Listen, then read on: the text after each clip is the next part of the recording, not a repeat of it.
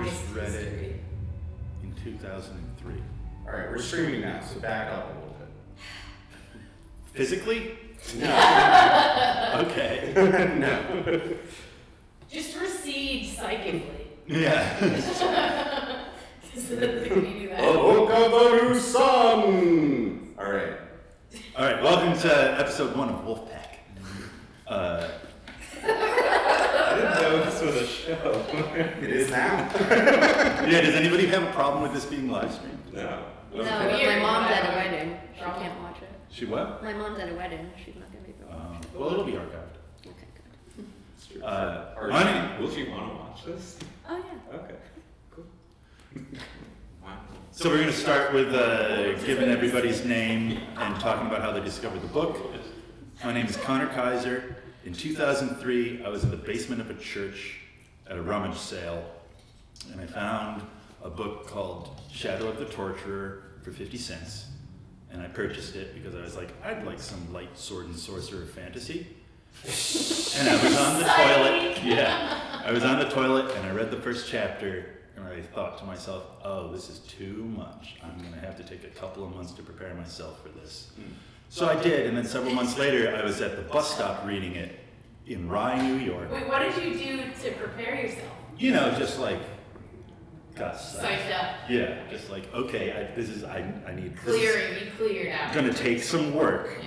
And I'm going to just dedicate myself to this book. You know, finished all the other books I was reading. Did you know that it had sequels too? I didn't know anything about it. Yeah. Anything at all. So I was sitting at a bus stop and I was reading it, waiting for the bus, and this Jeep in Rye, New York, this Jeep of frat bros pulled up and stopped at the red light.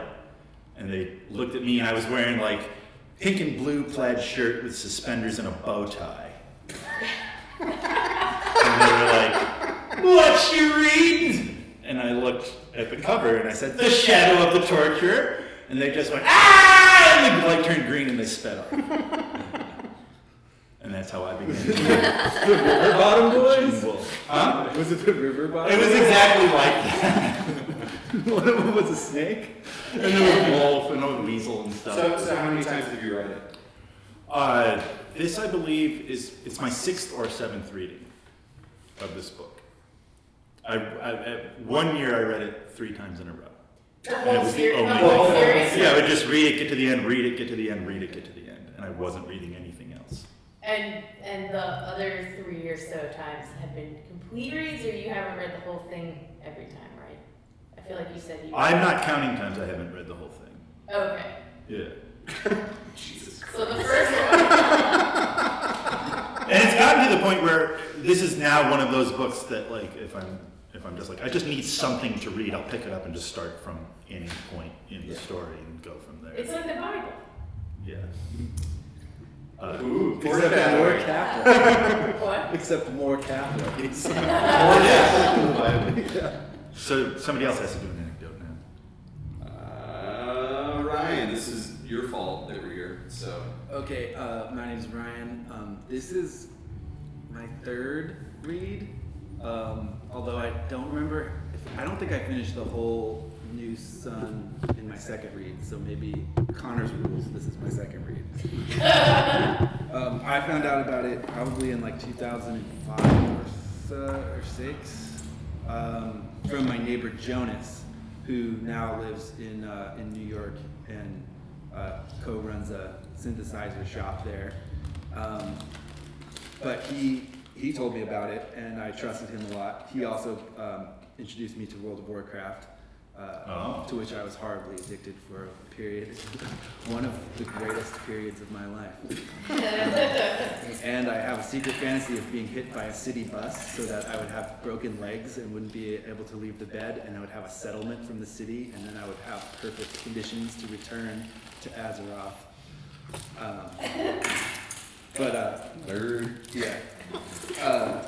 Aside from my former World of Warcraft addiction and liking the Gene Wolfe books a lot, there's nothing else nerdy about me. Perfect. Next. Cool. Emma. I haven't read it. This is the first time. This is your first time? No, Dear. I read We're going to Peace. ruin this book for you. Yeah, No, absolutely not. I I read Peace in Undergrad, and it's one of my very favorites. I've read it a few times since. And I guess you knew I liked him because I posted a picture on Twitter of Gene Wolfe with a friend of his at a baseball game. So he's doing well. He's just as regarded as his best work. Well, it's not like this. No, so it's not. Yeah. I haven't been able to get all the way through these. It's a wonderful book. You should. That's what everybody's Make some time in the, you know. Yeah, I gotta prepare.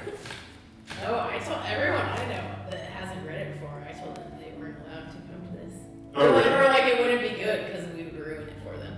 It's gonna be hard to I think stick it'll be to. ruined. I don't think it will be. I don't personally think so. Because I don't feel like it's like a spoiler alert kind of like Game of Thrones I'm not worried kind about of it. storyline. I watched feel the like- last episode of Well, it's not Subterranean. the storyline, but to me it's like, I read it, the second time I read it, the second time you read it, you like discover all of this stuff. Yeah. It's not like you spoil the plot, but it's like you understand ruin what the you mean. experience. Because you know too much. Blue Line Loop. Yeah, the experience of I mean, reading that's how I the feel. experience of reading it the first time cold is special because you're really good. And then the experience of reading it the second time is great.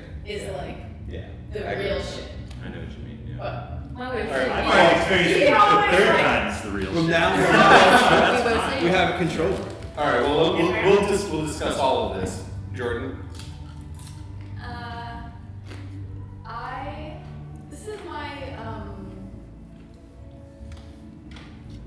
This is my third time that I'm reading this book. But when this was like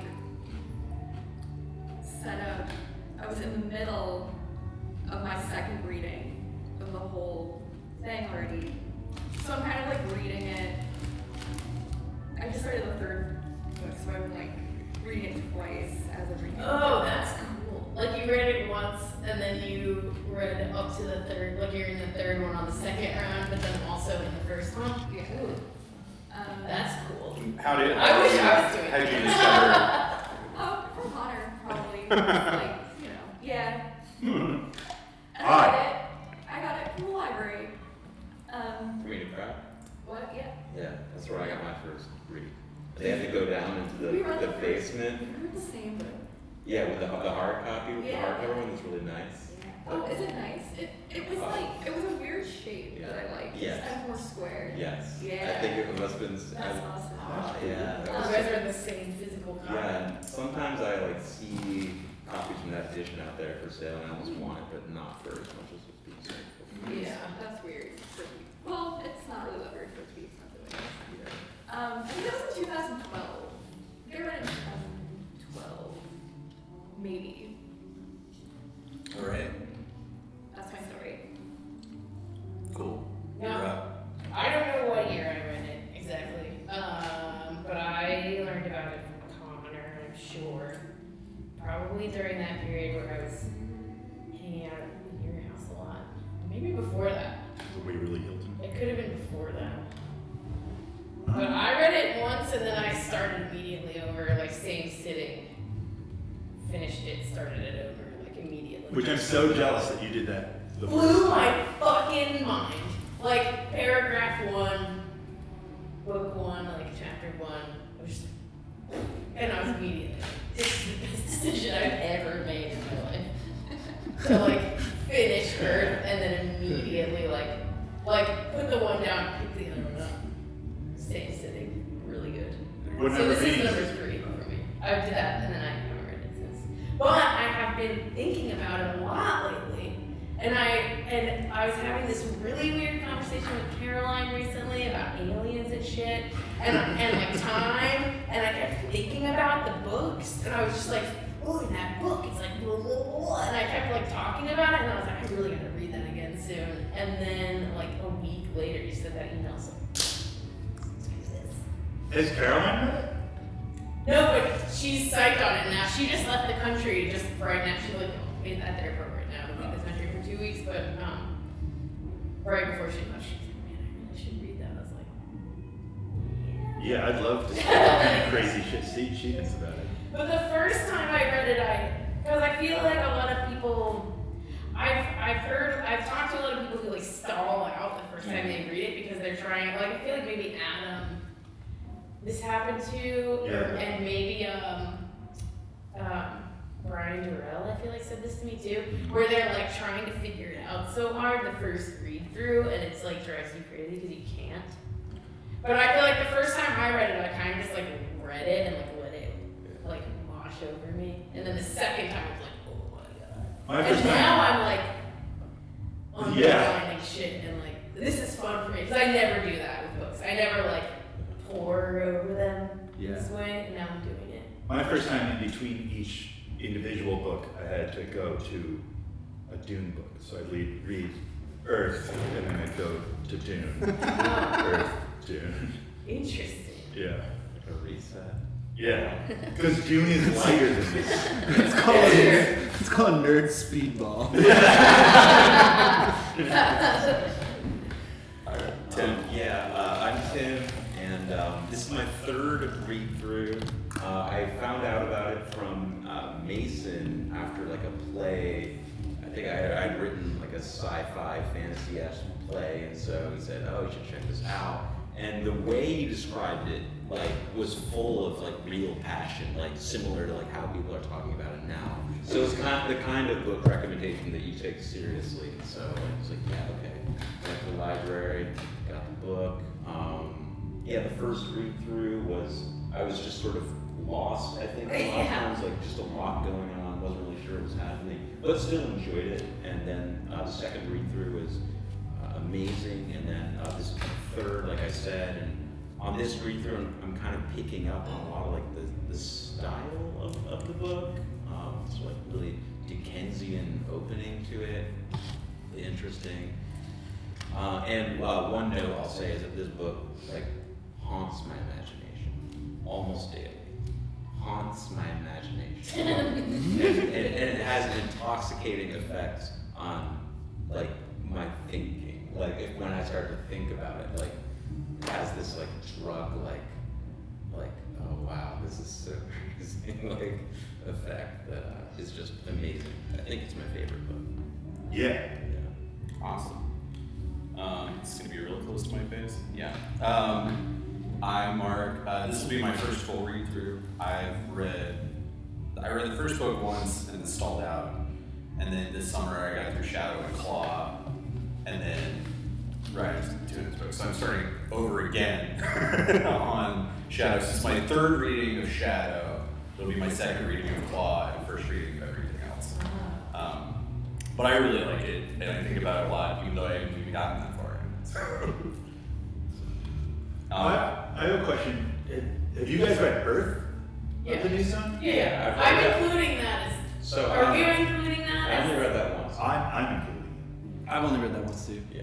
I don't know if I have. I gotta say that I read it after It's the a fifth gap, so it confused me. It's the fifth. Well, it's the coda. Yeah, and I'm going to read that after these. Yeah. I want to. Yeah, It's well, I like think this. we all are going. Yeah. And then we're going to read London. Oh yeah, I read. Is it- and you What about Short Sun? Yeah. I read 2 Long Suns, and then I actually sort of like lost interest. Ooh. Yeah, but I'm willing to try it Yeah. again. Short Sun is the one that makes me cry. Short And Sun. there's Short Sun when it's just like, I'm just weeping. It's so beautiful. I own it, but still haven't read it. Oh, God. I own a couple of them, but I haven't cracked them. Silk's beautiful, but I like more and more. Really? I do. You love Silk. I love Silk. Silk, You guys love Silk. Silk reminds me a lot of my own father. Oh, that's weird. Yeah. You- But we're getting ahead of ourselves. We are. Yeah. A whole 5 books. I want this little thing in this like index thing. This is a note on citations in the lexicon that I thought was really funny that I was reading earlier. It says because it's like the key for how they refer to all the different books as like 1, 2, 3, 4, 5 in Roman numerals. It says for purists who question the use of V as an abbreviation for the Earth and the New Sun, which suggests that the Earth is the 5th book in the series rather than a standalone sequel, the following rationale is offered. The V is not for volume 5, but for Earth, harkening to that time when the Latin V was used as both a consonant and a vowel. It's like, it's a U, okay? Like, it's not a 5. I just think it's funny that they're like, feel the need Yeah. to like, throw me good there. I It told really you, says something about the kind of reader is also. Right. the It's guy not a big book. The guy who wrote the lexicon also wrote a role-playing game supplement for Curse of Earth. Oh yeah. Yeah. That's fun. Yeah. That's our spin-off stream. Also, have you guys read Empires of Foliage and Flower? What the fuck even is that? I never even noticed. It's short stories. That was a thing. You guys read that? I just noticed I've read none that of the short existed. stories. I've never heard of that. Is that Gene Wolfe? It's like related. It's something in Castle of These Days, are something all- about an otter. These are all. This is Castle what we of wrote the about Otter as is a like- series, and then these Is are a like. book of essays about, I think. I guess so. Wait, no. Because they're in here. I know that the otter thing gets its title by like another language's mistranslation of the Citadel of the Autarch. Oh, interesting. Yeah. What did they somehow translated it to be something about an otter. Is it I think- otter? Yeah. Otter. I think Planet Citadel of the Engineering Otter. is also a book of essays that relates to this a lot. It talks about like how the sun's dying and stuff, why it's dying. What's it called? Planet, but the T or no. Planet Engineering. Yeah, the N is in parentheses. Yeah, the E is in The it. E, that's right. It's brackets. Castle of Days, Empires of Foliage and Flower, Endangered Species, Innocents Aboard, So Planet the ones Engineering, read these- Starwater Strange Travelers. Yeah, what the fuck? How have we not read these? And some of them are expansions on like the stories within the stories. I feel Yeah, like really the need to read those. Oh yeah. Like one's I don't probably understand about why the we haven't read those. how do you say Askians? The people Ashaeans, I Ashaeans. believe. Okay. Yeah, it says I'm pretty sure it's a shame. That sounds better. It says it in here. I think. Yeah.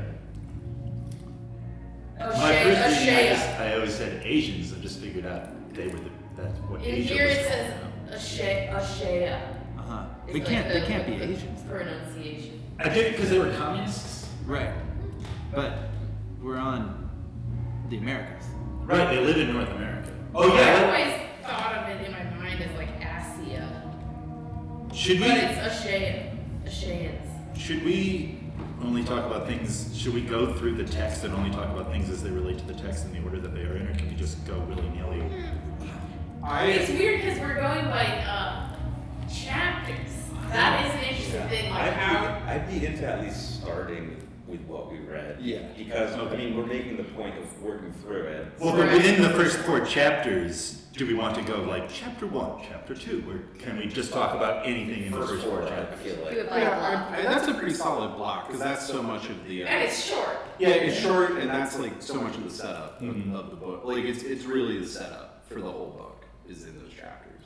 I have a topic about the order of the chapters. Yeah. Yeah. Right? Yeah. It's weird. Yeah. Why? So the first chapter is not. It doesn't start It's not at the the beginning. beginning, Like right. the second chapter is the beginning. chapter. Why? Is it just to do the thing so you can go from gate to gate in the first book? Or like a storytelling. Like, Oh, right, the gate. it would make sense to start off swimming. Like he even says, like, what's after our swim? Let's Mhm. swim. What are you talking about when you first read that first chapter? Yeah, the first paragraph is like, this is. Well, actually, it says it's because it's the symbol of it. It said, Whitey does says it actually. Whitey does. Yeah. I guess. It says, it is possible I had already had some presentiment of my future.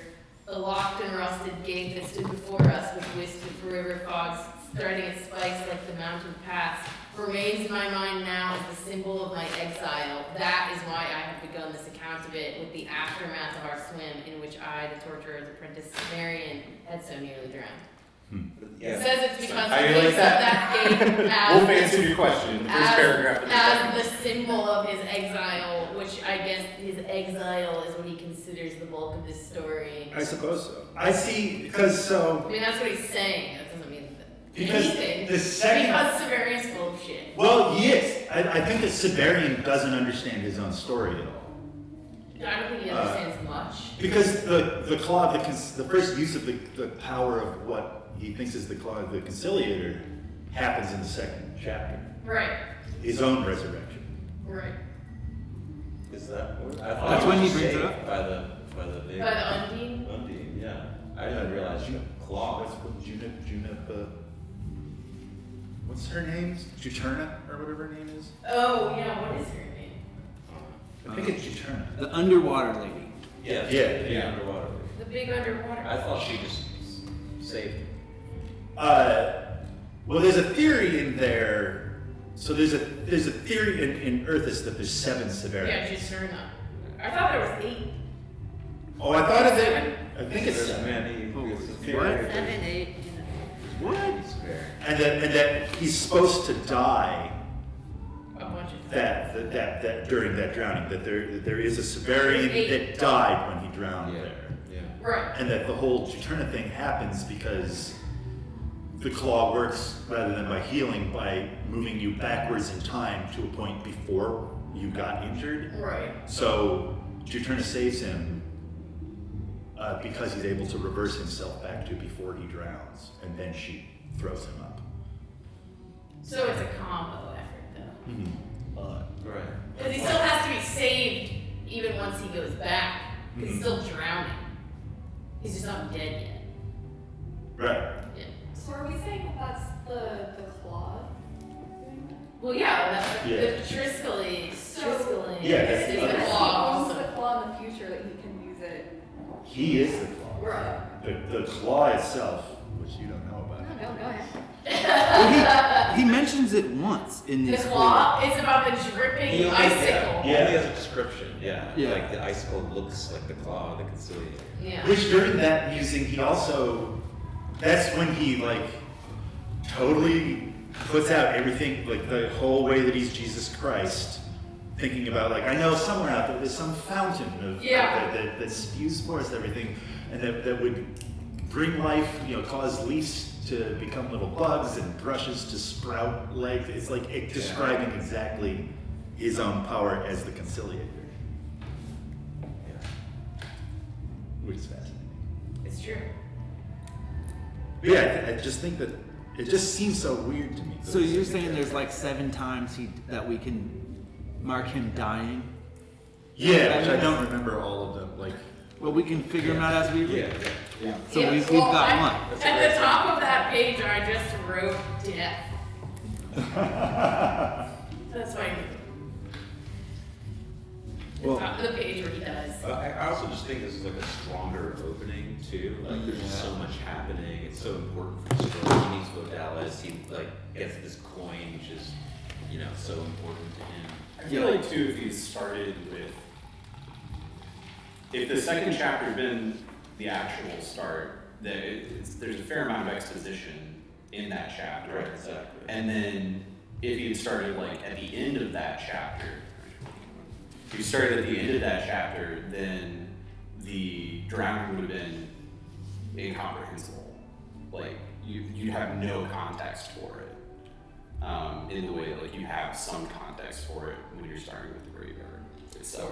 It would also put an emphasis on the getting saved from the drowning that he's like Wolfe is purposefully avoiding. I feel like when he does it in the second chapter. Yeah, it's kind of like a mundane. Yeah. Yeah. Like Like the like a giant lady like scoops me up and throws me out. But Well, and No also reflection the of it. Yeah. old man, Right. the old man peasant. yeah. He's a woman.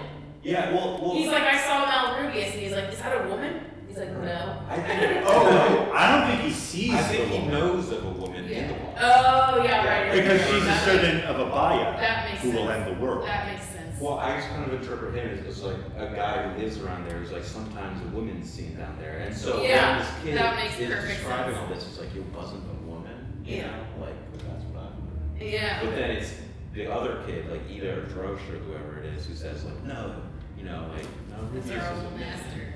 But Which yeah. is the It's glossed over so much that I don't think I even realized that even happened until the second time I read it. And then Which, I the Undine the or Undine. Yeah. And I didn't trust the man until this time that I read it. Mhm. Yeah, it's such a trippy section. Like, it's really hard to like think about like these things Well, actually he's, like, happening. Literally tripping Yeah, I mean, and dying. no oxygen. So And yeah. dying. But to Ryan's point, I think another author would spend pages upon pages describing drowning and a great giant under the water scooping him up. It's like Stephen King. Tossing him out and him like being like, wow, you never guess what happened. This like giant lady like grabbed me and threw me out of the water. Like, have you ever heard of such a being in this world? But in this, it's just literally like 3 sentences, just like, or whatever it is. Well, I think also in his memory, I also think he didn't know what the fuck happened. Yeah. Like, it also is a first-person narrative, and I think like, well, I guess it is like he's recounting from the past, but like in his experience, in that experience, he doesn't know what the fuck is happening. I also think Subterranean never realizes what when things are happening to him, which ones are important. He gets locked up in weird little details. Because he's also like a narcissist and kind of hates women. Well, He does. there's no women in the story until chapter 4. Yeah. Valeria is the first one. And he's constantly misunderstood. Like, Valeria says something that That's completely not misunderstands. true. There's the maid. What do you mean? Servant. Yeah, there's the girl- who's being tortured. Right. Oh, yeah. That's the first. Pia's of a woman, I maid believe. servant. There's also the girl when he pops out of the Oh, yeah. sewer. That's Valeria. Well, and then in Yeah. the beginning of course, like robbing the grave. Yeah. There's the. Oh, who right. is that? Oh, Thea? Thea? That's the. Yeah. That was his sister. Yeah. Okay. But I mean, he also has been raised entirely in this guild where the only women they ever come in contact with really are people they torture. And Lady Catherine. And witches, right? Yeah. Except they don't even really come across them. So. No, I think somebody. Well, they're errand boys that take messages to them, I think sometimes. Wait, so yeah, how old is he in this first That's what I chapter? couldn't figure. He's impressing me as very young with the dog and stuff. But He must be, right? I don't know if that's an Must instrument be of his what? raising or what. Pretty young. Yeah.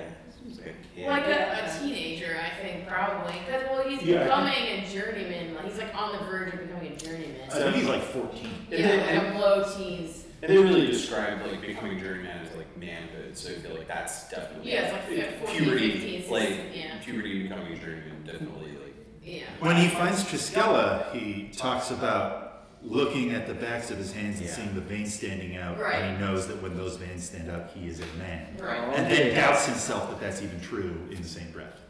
Yes. What? 15? 14, 15. Yeah. Okay, well, I agree on that. Also, like at this point, because was it? He said Malrubius said that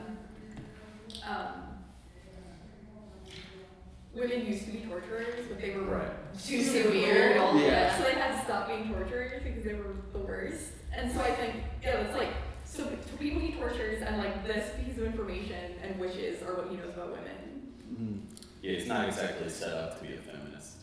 And when he describes the like, when he talks about the link between like how that whole speech about you love the thing you destroy. Oh, yeah. When he's like describing things that destroy, and the last one is just like women and men. Destroy men. Yeah, women Women destroy destroy men. men, Yeah. yeah. Yeah, he is a like literally a misogynist, Yeah. Oh, for sure. but he does not Later fucking on. see it at all. No, well, I don't think most misogynists do. Well, not true. 15-year-old ones especially. I would argue Yeah. at any age, they typically don't. It's funny, he's kind of a softie in these chapters too, like compared to like who he grows up to become. Like he's kind of this like kid, like I don't know, like he's so innocent. I don't have any. Well, he says that thing in that passage where he's talking about the veins on his hand or whatever. He says that thing about how he's like ashamed or upset that he's like becoming a man that is so different from the boy that He was. didn't want to think of himself as becoming a man so different than the boy, and that's why Right. he saves Triskella. Right. And I think the one thing that's interesting about this book is how he hates The women. one thing. One thing. The only interesting thing is how he clearly has a problem with women, and I think there's so many points of this book that's just about him not wanting to confront that. Like that's one of the places where you can really see, as you like, he'll tell how something happened, and then later on you'll reveal that he completely lied to you about that. And it's so often, like especially later on with what's her name from the theater company, when he clearly rapes her. Right. And he specifically says, I don't rape her. It's Jacinta, yeah.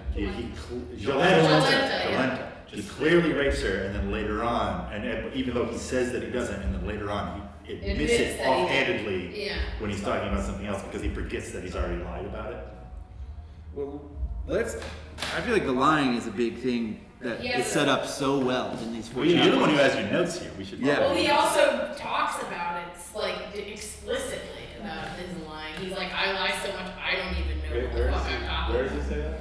Do you have the same book as me? Yeah. In mine, it's page 27.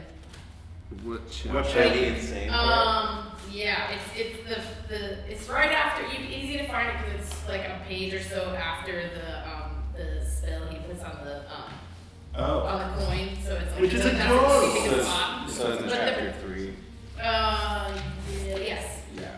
But the paragraph starts with, it was in this instant of confusion that I realized for the first time that I am in some degree insane. Oh, so good. Yeah. And then he says it could be argued that it was the most harrowing of my life. So he's saying like this moment he realized he was insane is like the most harrowing moment of his life.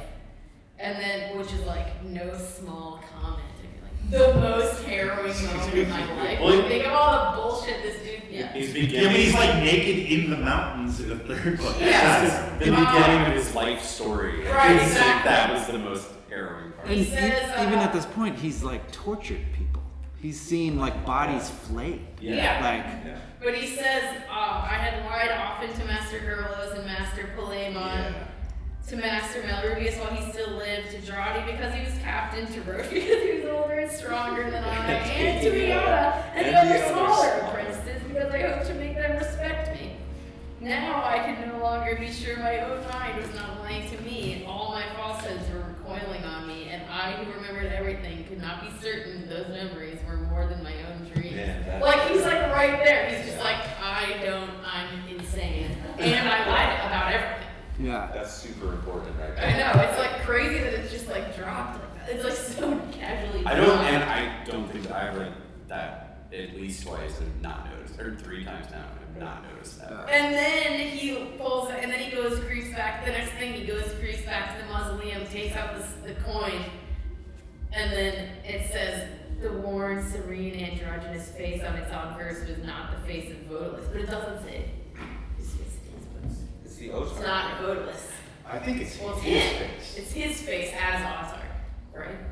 I think so, except that in the 5th book, when he goes back to look at that, he's like, this coin is counterfeit. This is not a coin. This has no value at all. It's nothing. And that makes me question that. Interesting. Well, that makes a lot of sense to me because I feel like the thing that happens at the end of chapter 1 is that this kid saves Vodalus' life, and Vodalus is like, Somebody's here.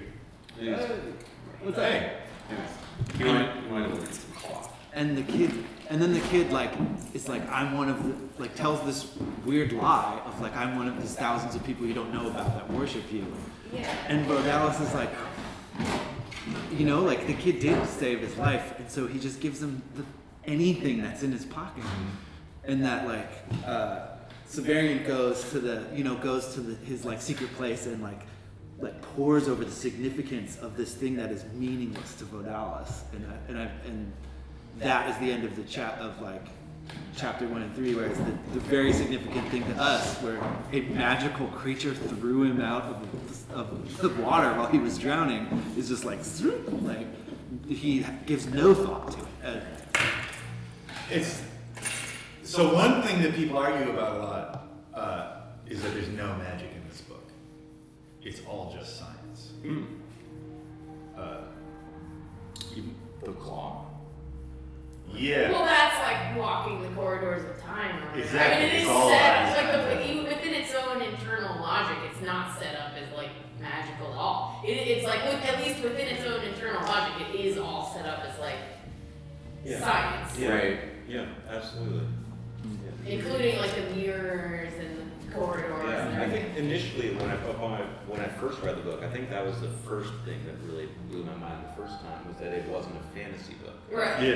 That this wasn't as, like, it started off reading sort of. It's got that vibe. Like, he's outside the castle and they've got like pikes and stuff and they're swimming. Like, And the covers. a fantasy book. But there's also a laser gun. Right, exactly. Yeah, it's like, oh, is there like a ship flying above? Like, Oh yeah. Wait. What? Oh yeah, the fly. Just an airplane. In the coat of arms in his mausoleum. Yeah, there's a flying ship. Well, yeah, and then later on you get to see that ship. Yeah. Because it's the Zadkiel ship. Yeah. Which, have we talked about how there's a theory that there's only one spaceship in the world, that exists, that the Zadkiel ship is the only spaceship, that there's like shuttles that go to and from Zadkiel, and there can be many versions of Zadkiel's ship can exist at the same point, because it's constantly traveling in and out of existence, but it's the only ship. Does that also include the tower? Because the tower is a ship. Those would be shuttles. Oh, that would be they're space shuttles that go up to Zadkiel's ship. But then, yeah, that's confusing as to like how men were able to travel to the stars and colonize the stars. How did they do that if there's only one ship? Well, maybe they were wrong. Maybe that could still be true were if. they using ships? Yeah. Were they just like going through those mirrors? Like, What just like about step Long into- Sun? What about what? Long Sun. Oh, the world ship. Yeah. Let's spin it Oh, back yeah. to this bit. Because there's so much. different. That's a weird fucking reality. Because there's I feel like there's a lot more to say about the line. Like About the what? about the line. line. The line Oh, the in these line, 4 yeah. chapters. There's so many things. One weird little thing that I noticed is when they're trying to get into the necropolis. Mm-hmm. I don't really see this as being relevant to the line thing. What's this kid's name? Drott? Yeah. The captain. He like Like the lies string. about the Yes. string. Uh-huh. And then he says, Immediately. I've never admired him more Yeah. or something like Yeah. There's page 3 in my book. That's Yeah. like There's very soon. Oh, So- he admires so quick. this Yeah. skillful lie. And I've always thought that was weird, and I've never been able to figure out why. Like, that's such a weird thing to say. Like, what would make him admire? That's such a, like, dumb little thing to do. Why would make him admire someone so He much? can understand. it's like He in draws so much attention to in the context of the story, he learns to lie in that moment almost. You know, it's like we haven't seen Severian do anything at that point, but the first like kind of romantic moment is when he's admiring this cruel lie that tells with this string in his mouth. Also, I feel like it's significant that he had like a prop to back up his lie too. Like he could like Yeah. like that kind of sealed the deal for him. Like that's what turned it into like something. Well, that's what he says, because Drotting is lying, and then he said, I still admire Drotty for what he did next. Oh, yeah. And then, and he says, I still admire him. And he's like, pulls the string out. Like, see? We're doing this thing with the string. This will like changes it from like just a lie to like a magic spell you're casting on someone. Right. So that you have some strength. The like Jedi mind trick. They got proof. It's a Yeah. lie with proof. Yeah. Much better lie.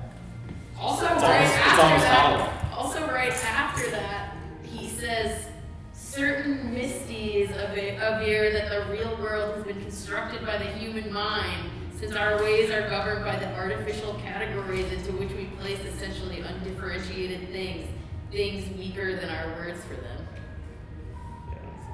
That's like what he says right after that. That's like his comment on that. It's like everything's created in the mind. So like, if I just make a lie and you believe that lie, then that lie becomes reality. it. Which I feel like dovetails nicely What's the difference anyway? with the bit about when he's talking about the coin. Yeah. And he's like, it's the Oh, most that- superstitious form of magic to think that you need to be aware of symbols to have them rule your life.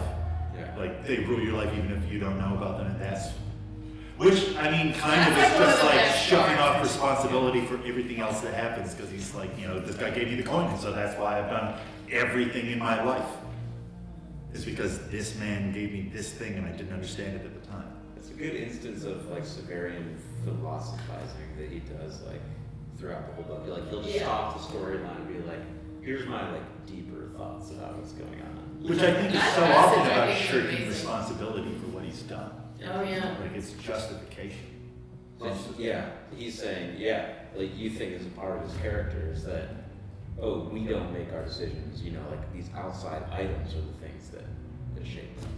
It's funny in the context of that other thing, where he's like, the world is constructed by the human mind, and then he's like, we believe that we invent symbols, but they invent us. Yeah, but I think It's just an interesting, I do, in that way, I think I agree with you, that it's like, whatever I can say to like justify my point. Because like those are kind of like, But I feel like you might not agree with those misdeeds that he's talking about there. Like, I think that's not him. He's saying someone else. Certain misdeeds over the real world has been constructed from the human mind. Well, but then he says, the thing he says after that, which I didn't read, is I understood the principle intuitively that night as I heard the last volunteer swing the gate closed behind us. But I guess maybe in that situation, maybe it isn't that he believes that, but that he's like, I recognize that this is a concept that has utility for me. Maybe. Which is different from being like a thing that like rules my life. It's like a thing that I can use against other people. What is going on? It's become strange. Is that a band playing live? Yeah. Why not? Yeah. Like a. Yeah. Is this I didn't know people made this kind of music still. Yeah.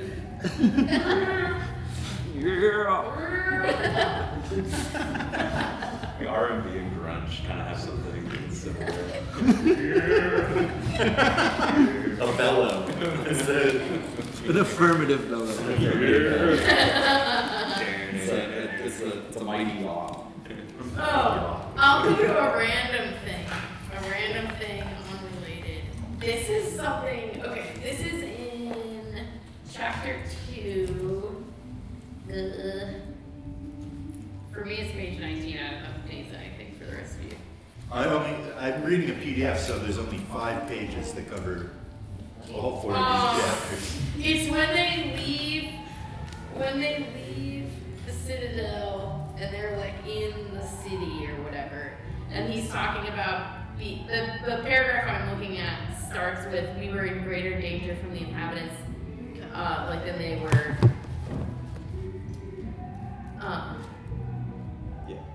Anyway, and then he says, I sometimes think that the reason the guild has endured so long is that it serves as a focus for the hatred of the people, drawing it from the autarch, the exultants, and the army, and even in some degree from the pale Cassagans who sometimes visit Earth from the farther stars. And I thought that was weird because my question to you guys is like, the people know about the Cassagans? Yeah. Yeah, well, they just kind of show up sometimes, right? Like, Well, like the common folk know about them? I think so. Yeah, I didn't remember that being like a thing. In the second book, when he's in the House Absolute, there's a whole bunch of packages there. Yeah, they're all over the place. Oh, you're right. He was kind of surprised by them. Because I think maybe he didn't know what they were supposed to be. Right, but so... Packagen is the name that the commoners call Hierodules. Right, which is also a derogatory term. Shitborn. Yeah. Shipborn? Shit. Oh, shitborn. It's Like yeah, okay, I forgot that they were like... What is a package? Like a hideous alien in this world? Like, I It's remember the- that. Oh, it's aliens. aliens.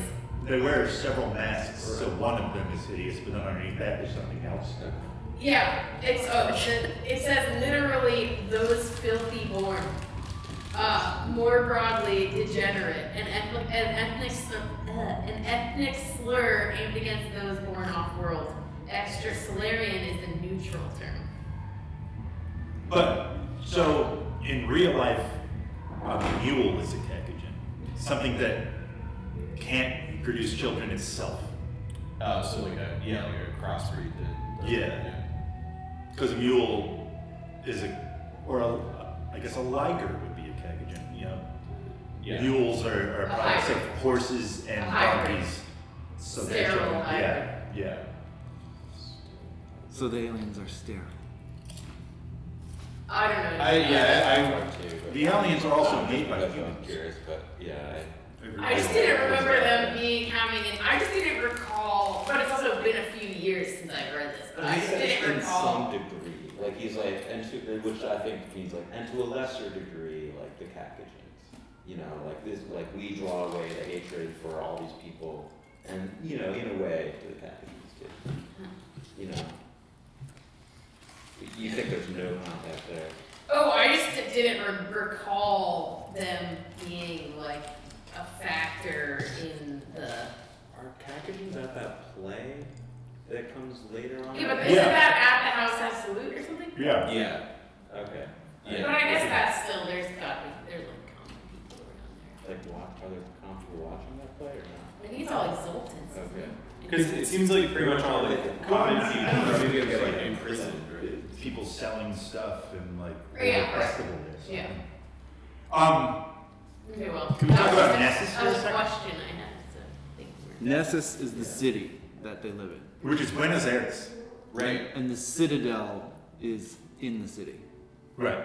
Yeah. Yeah. Within, I'm into this idea that Nessus is Buenos Aires as a reference to how much Gene Wolfe loves Borges. Absolutely. Mm-hmm. Yeah. Why do we think it's called Nessus? Is it? I mean, sort of like. Well, what is the? Nessus is a centaur that has some kind of relationship with. Oh, Nessus wants Hercules. He's a centaur that wants Hercules' wife, and in the end, a poisoned shirt is made out of Nessus, and that's what kills Hercules. It means poison. And somebody speculates that it's because the rivers of Gaiol are poisoned at this place Sounds from pollution. legit. Right. I honestly never thought of it. I mean, I think, and he can justify it as it drops the first syllable of each part of Buenos Aires. Oh, interesting. Yeah, so it's like a corrupt, like, you know, That's awesome. like Worcester. Yeah. Oh, that's really interesting. Nessus. Yeah, right. I feel like I've always kind of just Right. like passively read it as like it's like Nexus, like it just as Nexus. sort of like, yeah, it's this sort of like central thing. But that's like, I mean, there's nothing in the book that's like the words don't necessarily work that way. But like that was just always the immediate the passive connotation of it that I just kind of like didn't really think about until you were like, Have you like let's talk about written it. it out, Ryan? Have you like written out like Buenos Aires and like? No, I can do it right now, though. Yeah. I have a pen. That's, Is it in your hair? Sometimes I have a hat on. you don't have to. I was just curious. Oh, yeah, it's in here. I had done that. Well, I mean, Or if it so was wait. just an idea that just struck you like, right now. No, yeah, no, it was an idea that just struck me right now. But, right, you, like, Buenos Nessus. Bue and like Buenos Yeah. Aires. Take that Bue and the air out and Yeah. get Nessus. Which to me makes sense as far as like thousands of years in the future. Right, yeah, of course, The yeah. way to name, like, you know, Yeah. Baltimore is already Balmer. Yeah. Soon it'll just be like Burr. Bird. The picture cleaner, some people theorize, is Borges. oh, Yeah. That's the next Okay. chapter. You're right, it is the next chapter. See, I'm Chill. There's plenty. There's in one the- thing. There's lots in the four we have. This is totally random. Why does he? It annoyed me that he called Thea a dove twice in like 3 pages in the first, or even like, it might have been like within 2 pages. I think that probably has to do with his like Misogyny. concept of women. How even that mean dumb words? There's also a theory of kind of like totems that everybody has an animal that relates to them. Like Severian is a dog. Father Unire later on is a monkey because he's Thoth, the god of knowledge. Okay. And it's just so self-aggrandizing that Severian is the loyal dog when he betrays everyone. Yeah. Right. Yeah, I thought it was too. It's so completely intentional. It was meant to annoy me. I feel like. like it's In facile. the first chapter, when he first describes her voice, he sounds Yeah. like sounds like a dove. And then like just not that many paragraphs later, like once again she's a dove, and it's like, oh come on. Well, and it's clearly not a mistake because it says once again. Yeah. Well, I mean, so like he's infatuated with her, but he never gets to touch her. So like, she's one of the few women that he never gets to touch. So like, there's a purity to her, juxtaposed with Thecla, her sister later on, who he has sex with and then lies about. Like, she is this pure woman. So like, Dove, Holy Spirit kind of stuff. And because he is a kid. Because what? He is a kid. He's Yeah. Yeah. Who's probably only ever seen women who were filthy or like bleeding. Witches. Yeah. Or witches. The witches. I also had this really weird thought, and this might be like totally just, I don't know. This is in the beginning, just a couple pages in, whatever, when he saves Vodalis.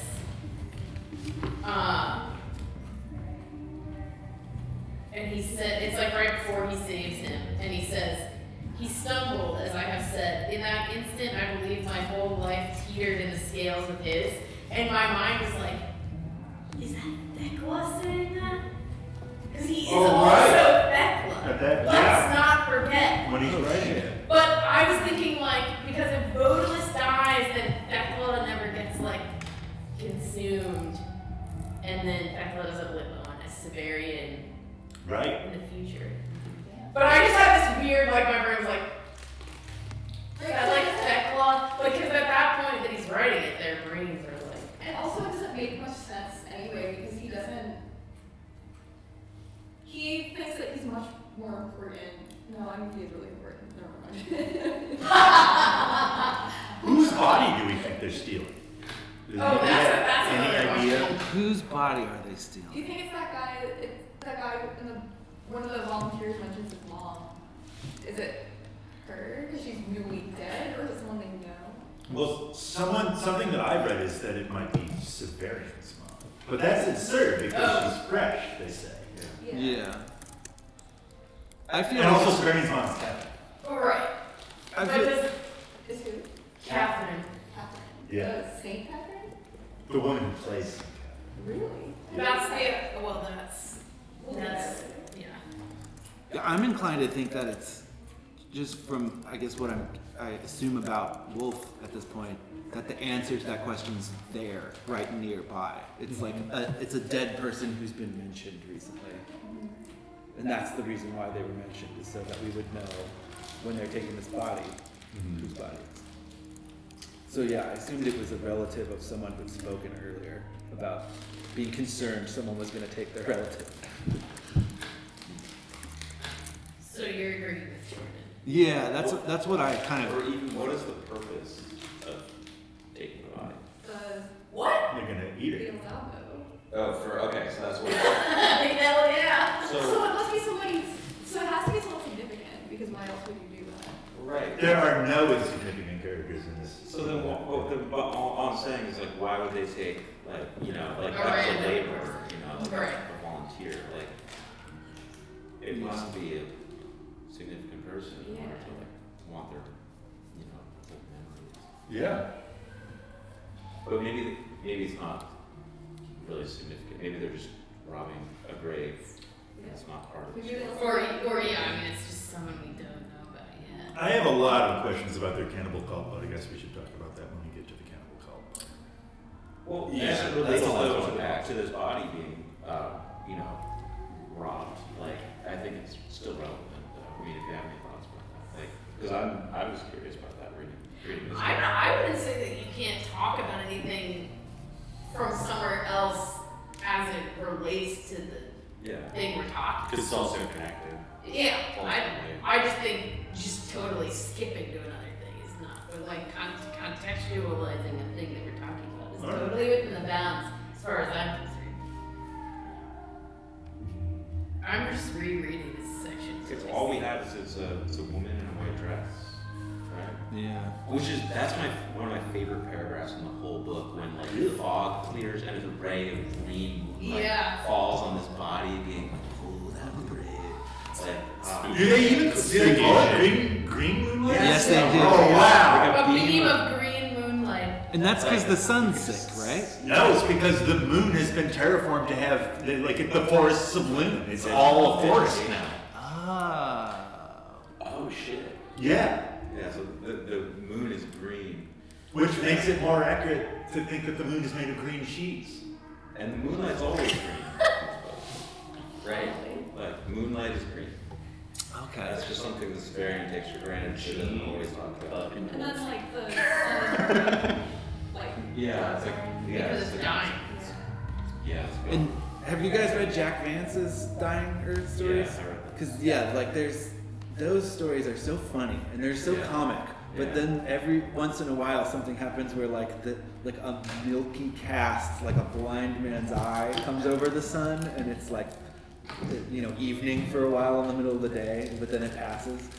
And I feel like that is like so spiritually clearly infected Gene Wolfe to his fucking core. For sure. The parts of those dying stories. Yeah, Wolfe read those and was like, I can do this more intensely. I could do like a more intense version of this. Yeah. Yeah. But yeah, like the Jack Vance world is also full of mystery, just to a lesser degree, and they tend to be a little bit lighter, I think. Yeah, More it's adventure comic. stories. Well, there's definitely more of its era than, Yeah. Yeah. But it's funny because within like a basic pulp comedy, you get this like horribly depressing description of the sun blinking out, and everyone's being like, In Jack Vance, is the sun dying a natural death though? yeah, it's just old. Because that's not what's That's happening. not the case in this? No. If the sun were at the age that it were to be when it was dying, it would have eaten up the Earth.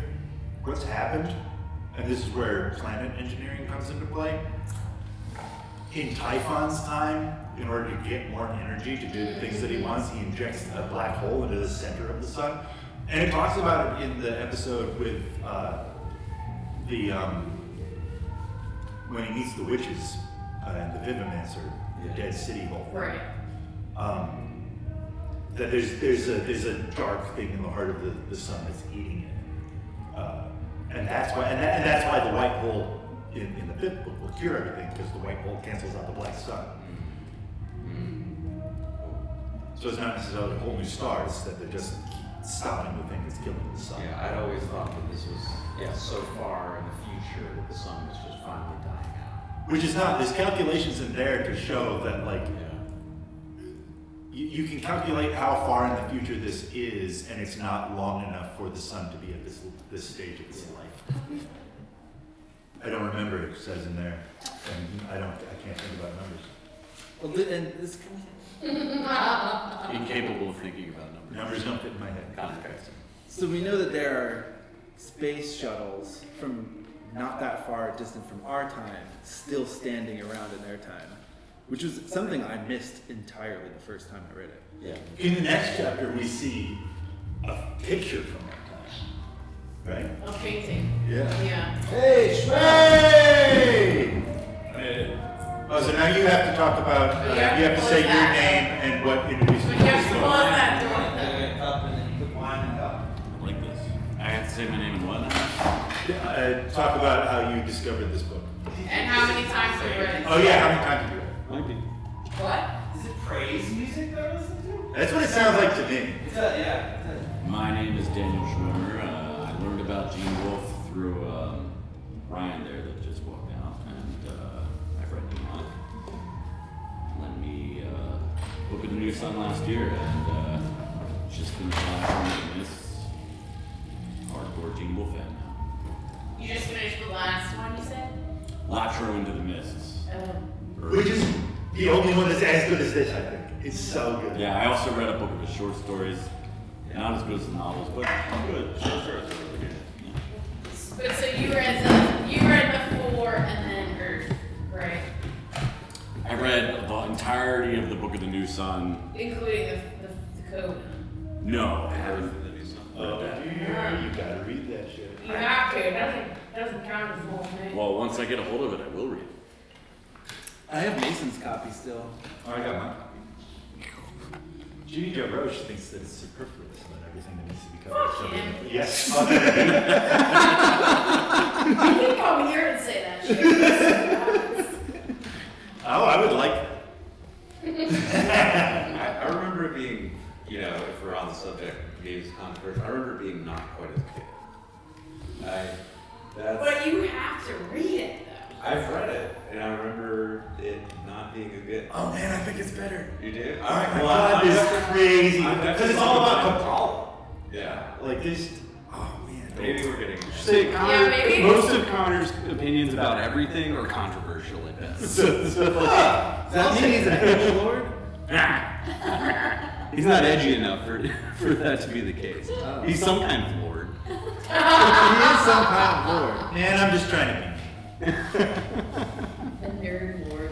I'm excited Gay lord. and I'm open to checking it out. It's- I know it's going to be better than the first one. Yeah, you know, it might just be because I'm a Jew that I love it so much. It's so good. It's so good. Never thought about that, but it just feels so So, okay, are we ready to talk about the atrium of time? Oh, yeah. You know what is? Like, I still feel lost. yeah, that So confuses what is me it for sure. literally? Like literally, he's looking for Triskel through these corridors, which are amazing. I love the idea of these corridors. And he falls through a little hole, and he's outside.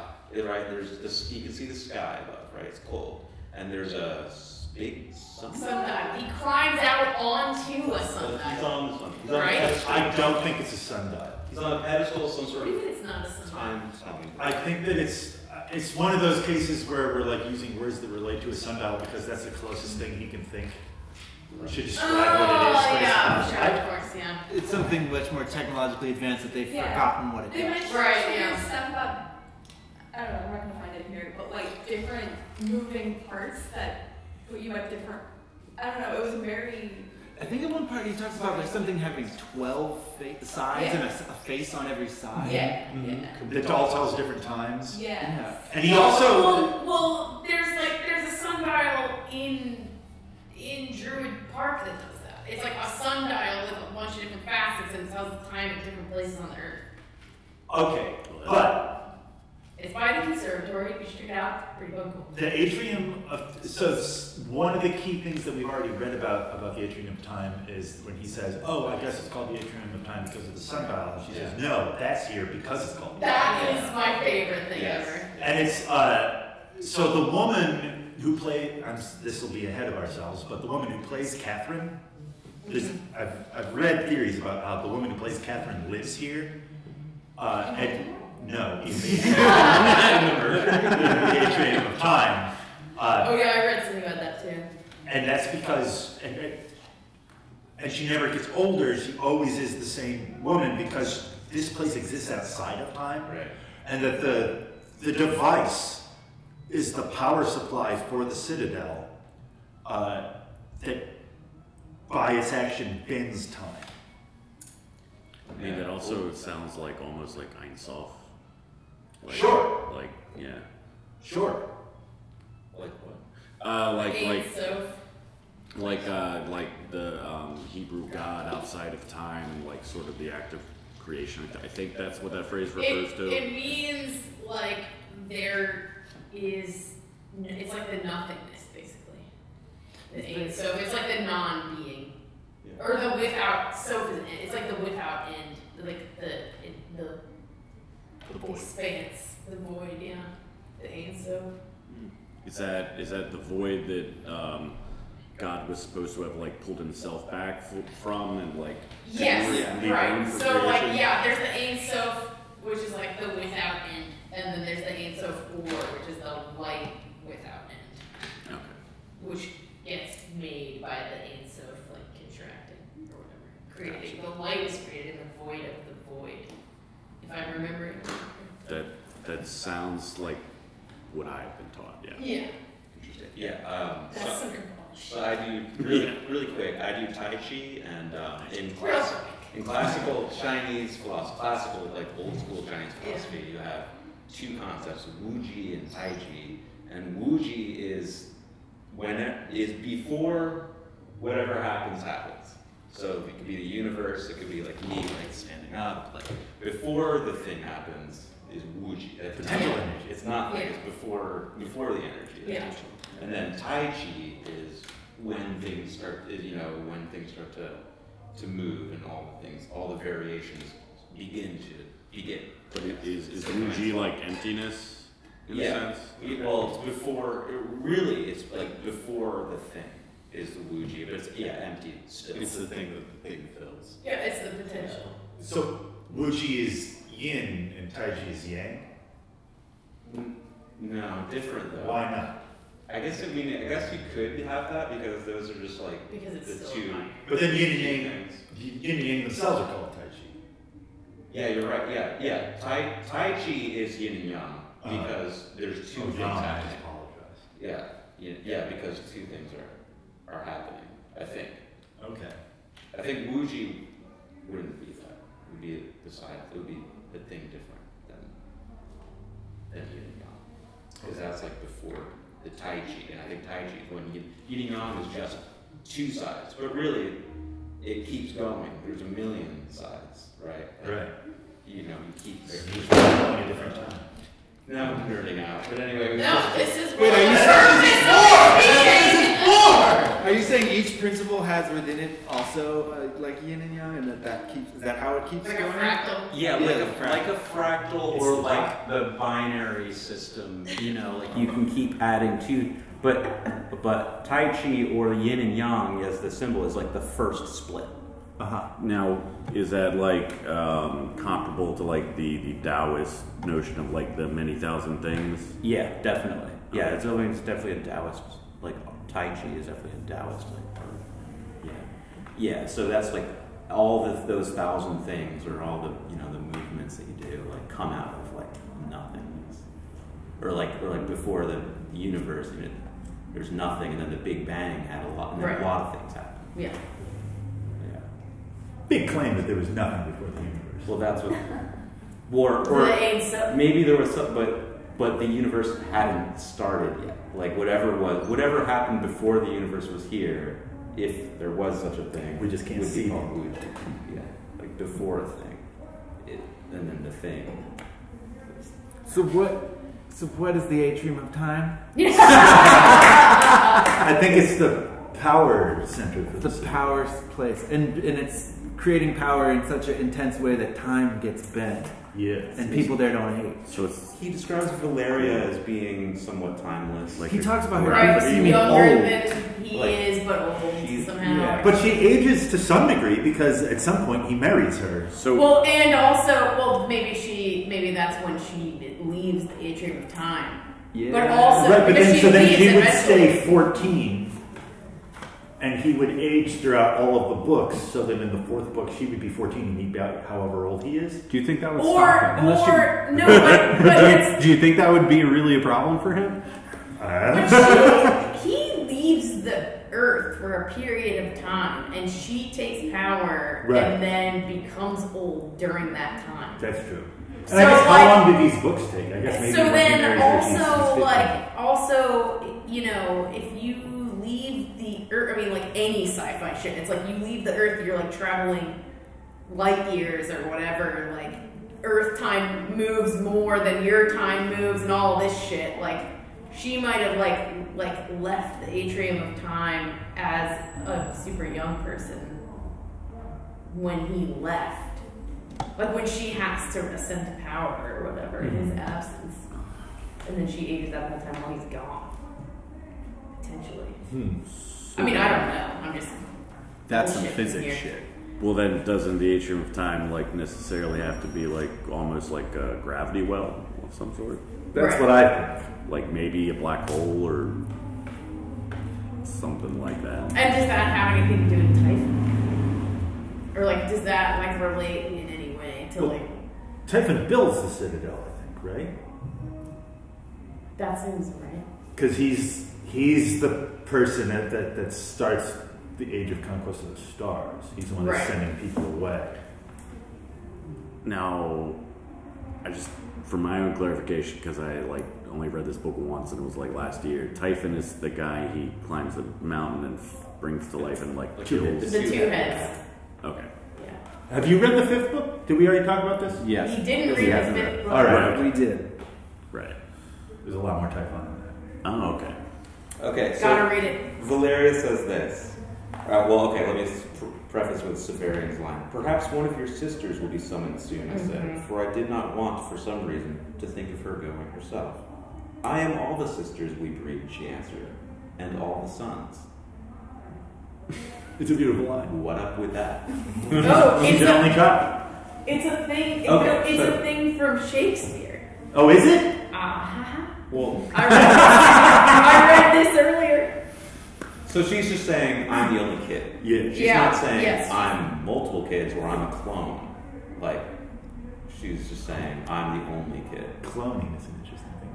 That's what I was hoping, that it was a I am cloning all thing, of this. yeah. I am all of the sisters we breed. It's just such a weird way of putting it. It I is am a all weird the way. sisters we breed. But I think it's because it's this fucking literary reference. Because it says, when she says that, she echoes Viola, a twin disguised as a man, in Twelfth Shakespeare's Twelfth Night. I am all the daughters of my father's house and all the brothers too.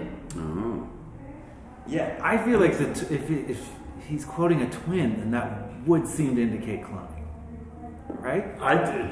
Hold water for me. Also, well, yeah, I'm just saying that I read that. Also, this thing that I read earlier fucking blew my mind, which I had never thought about, because I guess I must have either never read this part about this entry for Valeria, or I just forgot about it. But it says, John Clute points out that Valeria bears the name of a Roman family famous for having served emperors over the span of millennium. Oh wait, this is not the part. In some way, she stands for the moon as Severian stands for the sun. Quote, it did not seem to me that I slept, but Valeria sat beside me, weeping for drowned earth. I woke and found that moon was concealed behind clouds from which fell a gentle rain. And then it says, in light of this, Valeria's assassination seems related to a solar eclipse. Oh, nice. Which I think is a fucking cool thing. Yeah. So Valeria's the I read that and I was like, I want him to write a whole book just about Valeria's life.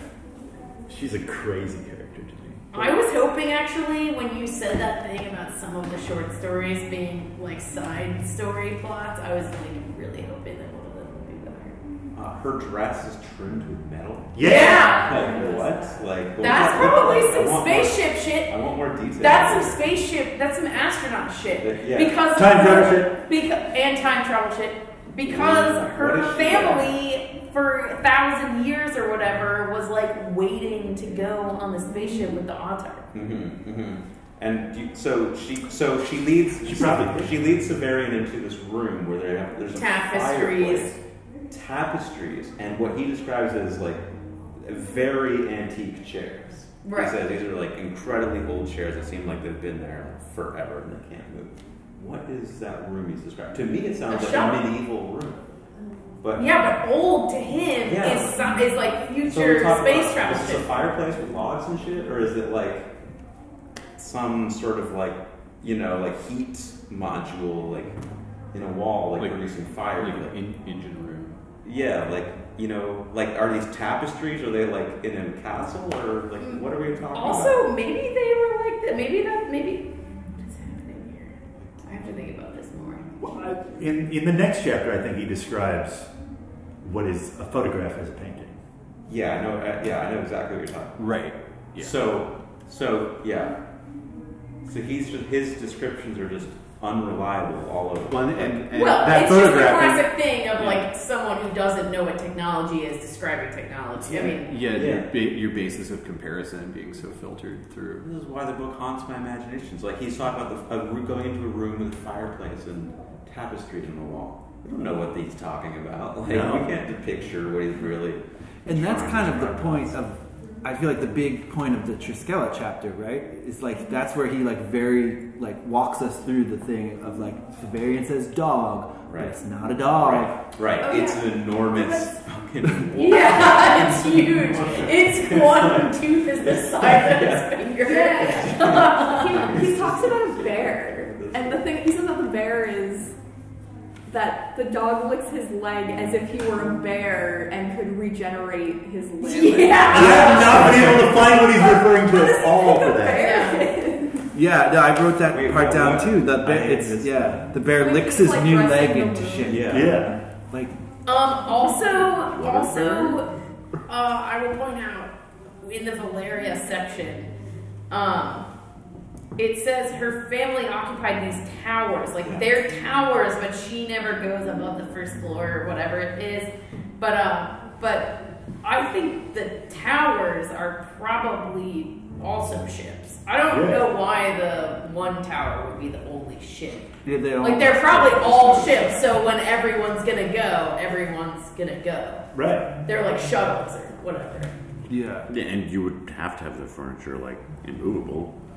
Yeah. Because if you're going to 0G, so Well, like, right, it's spaceship Yeah, chairs. Yeah, like crash couches or whatever. Yeah. Yeah. So this is part of the ship. Yeah. I didn't catch anything about these towers being spaceships the first time I read, and then I read that somewhere else, and then so this time I've been like, where would I have picked this up? And there's like in chapter 2, there's where he talks about climbing the slabs of unsmeltable gray metal. And he also says the thing about the examination room being the propulsion chamber That's the most of the obvious original one, structure. Which I didn't get that's until like, this third reading, but yeah, he's like talking about the room where they do the executions. I think he's like, and that used to be the propulsion chamber. he just drops that in. That used to be the propulsion chamber. You know The what ship I feel that like we did. set me Oh, up I for missed this that. in this way that maybe other people haven't read it, but there's like a Ursula Le Guin story where it's like a really similar thing where it's taking place in like kind of a medieval time, but you realize at some point, I have to figure it out. I'll go look through my books and figure out what it is. I don't know what she's talking about. I probably haven't gotten far enough for her to know that yet. But it's like, it's taking place in like an ostensibly kind of like Middle Ages type, like the vibe is very medieval kind of. But then you realize at some point, like through the way things are happening, that it's like a similar thing where it's like so far past, like man has regressed and like the like space travel is in the distant past, but like the reality now is like super medieval and all that's been forgotten or whatever. That which happens like a lot in Le Guin does that a lot. Yeah. But there's I feel one like it's particular kind of story, like at the beginning of a story, or maybe it's just a really short story, I can't exactly remember, but I can go find it, where it's like this princess type character, and she is, you realize at some point that she's on a spaceship, but she talks about being strapped into like a cart of some kind, and she feels like she's going through like a tunnel or something, like a coal mine or something, but it's like she's on a fucking spaceship. Like it's, yeah, I'll find it. But I feel like having like spent a lot of time thinking about that story, or like what that story did to my brain, allowed me to like look at that at this. When I read this book, I was like, oh, this is a spaceship. Like this is like the first time. Yeah.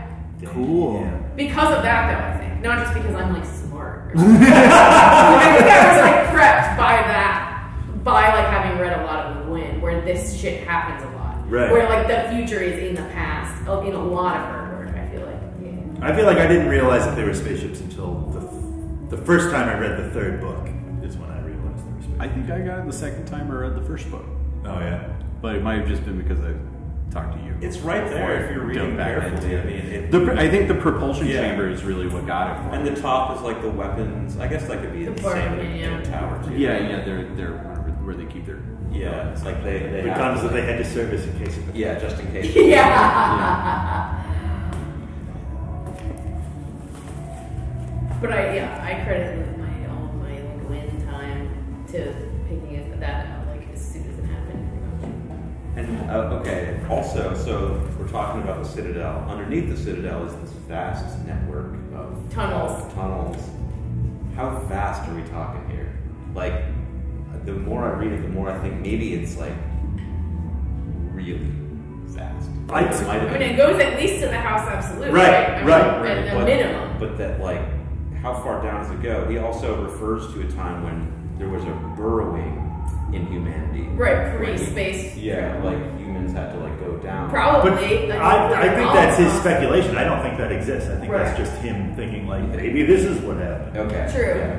Yeah. But it seems highly possible, right, that whatever the area underground was supposed to support, there's not enough people anymore to make it useful. Like, there's less people, so they don't go down into that big giant place that's forgotten. Like series of like who knows down. Yeah. Oh man, also, I don't know if this is something that any of you guys have, maybe it's just been a while since I've read any of this shit, but my brain keeps slipping to Long Sun on stuff, and I'm like, wrong book. Like, I keep thinking about other, There's like, a lot things of going around in tunnels in Long Yeah. Sun. Yeah. A lot of tunnel. Isn't there like an almost like simpler explanation though for all that? Like, you know, we have catacombs beneath all these old European cities, so like if this is real far into the future, like these could just be like the infrastructure or like you know, the upper layers of like just it could just hundreds of previous old cities underneath the Well, does anybody know, does anyone here know anything about Buenos Aires? No. Not specifically, no. Is there tunnels in Buenos Aires? We should look that up. Yeah, right? That's cool because I feel like I'm gonna crush through these next few chapters and need something else to do. Well, I mean, I feel like everything I know about Buenos Aires is from Borges, so I can't think of any specific like Buenos Aires specific catacombs, but Borges is also obsessed with labyrinths. Yeah. And like, oh right, it could be more about Borges Garden of Forking Paths, like just this sort of like infinite mode of infinite possibility. Like I got a lot of, I mean, and this is skipping ahead, but you get a lot of that in the gardens when they're like the House Absolute. No, in the botanical gardens. Yeah, the botanical personal gardens. fave. Yeah, where it does become this like very kind of Borgesian thing where like they go into this thing and it contains multitudes and they're just like continually moving through it and experiencing these lives and stuff. And then, they go to our world there. Like they meet that guy they meet where there's an airplane and they're two people type. That person is Robert Graves. Wait, hold that. We'll get. We'll get. We'll get to that. I thought there wouldn't be spoilers in this. Wait, when was White Goddess written? What? Oh God, I don't know. What did you say? That's the Graves book, right? Yeah, that's the White Goddess. The White Goddess, yeah. It's I want to say the 40s or 50s. Okay. Yeah, I mean it definitely predates this, and like clearly, I mean there's Graves. I need to read that. I still haven't read it. White Goddess. Yeah. Oh, good. Really? I got put off Graves too early by accident. You what? I got put off Graves too early by accident. Oh, because you read the Greek thing. Yeah. There's going to be stuff to piss you off on White Goddess, I'm sure. Wow. Yeah, Robert Graves' the preface to his book of mythology was all about how that psychologists were like hacks and were trying to appropriate mythology for their own ends to talk about this like deep stuff going on in people, but it's not deep. Mythology is political cartoons from the past. Like if there's a guy fighting a snake, it's because this town that had like a male-led army was fighting the town whose mascot was a snake. He completely undermines that in White Goddess at one chapter. He's so adamant in the forward to that thing that I was just like, me and you are not going to get along, buddy. Robert Graves means what he says when he's saying it, and he has no problem countermanding that later on when he means something else. Cool. I know I should read it. Kind of like yeah, very much like Severian. I'll be back. Well, I didn't know that Robert Graves showed up in the story. Now I feel like I need to read White Goddess before we get to that point. Read some Borges too. Yeah. I've read a tiny bit, but not nearly enough. Duh, you'd be so fucking into it. Like, just even his prose poetry, like, really goes there. Like, in those places. He's super meta, yeah? Like, I feel like the thing that I've read by him is the story about a story that's about everything. Yeah, I mean, that's like, all of his stories are kind of stories that are about everything. Yeah. Nice to go. I don't yeah. do that. I think it's, I mean, you could access it that way, so I don't know why you climbed it. Okay, well, he's very tall. Guess it's even more fun. Maybe the door was locked. Okay, yeah. From the inside. Yeah, we Seems to be the It's sometimes when So we have they'll just certain keep the meetings camera down on. here, we leave that door open while somebody's in the bathroom so that discussion doesn't have to get interrupted.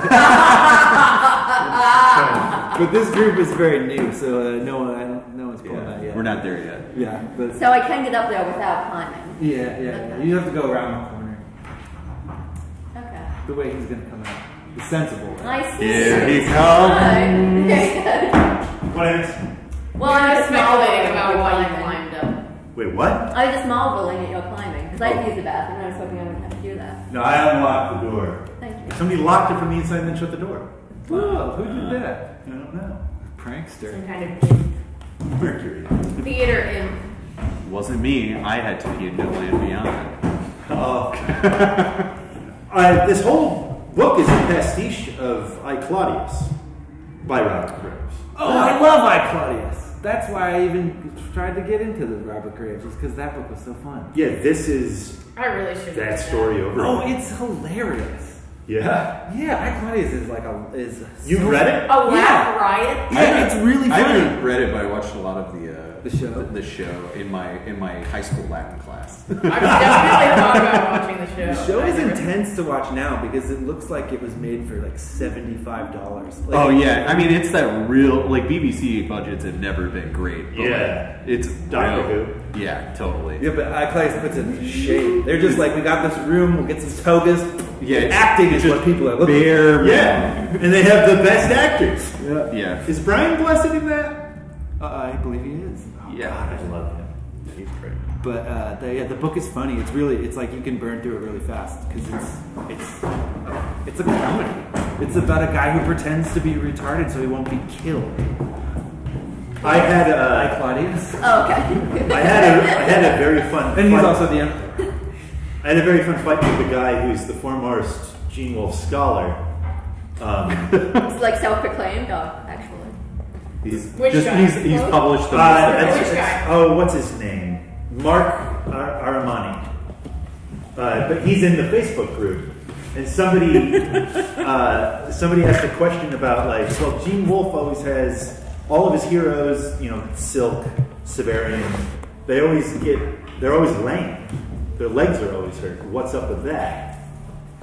And I talked about how in Robert Graves in his book King Jesus has this idea that there's this Mediterranean cult where the sacred king is ritually lamed. And in White Goddess he talks about like all of these different versions of the sacred king who is lame. I was like, and we know that Gene Wolfe likes Robert Graves, so that's probably has to do with this. And Mark Aramani was like, no, because Mark Aramani is really Catholic, as is Gene Wolfe. But he was like, no, Gene Wolfe doesn't like Robert Graves. It had nothing to do with Robert Graves. He would never think that Robert Graves is right. He was like, but we know that he likes him. The whole book is a reference to him. And this asshole, Mark Aramani, is really cool. Except sometimes you can tell that he's drunk when he's on Facebook. And this is one of the occasions because he is like, well, I've only written over 10,000 pages about Gene Wolfe, so let's just throw out what I'm saying. It doesn't matter. He said that to you? Yeah. Did you post like a you mad? Were you just like, oh, but we know for a fact that he does like Robert Graves. It was after I said that Mark had his little temper tantrum. Do you think he's watching this right now? He might not right now. I was like, wait, are we live streaming? To be clear, nobody is watching this. Oh, it's not.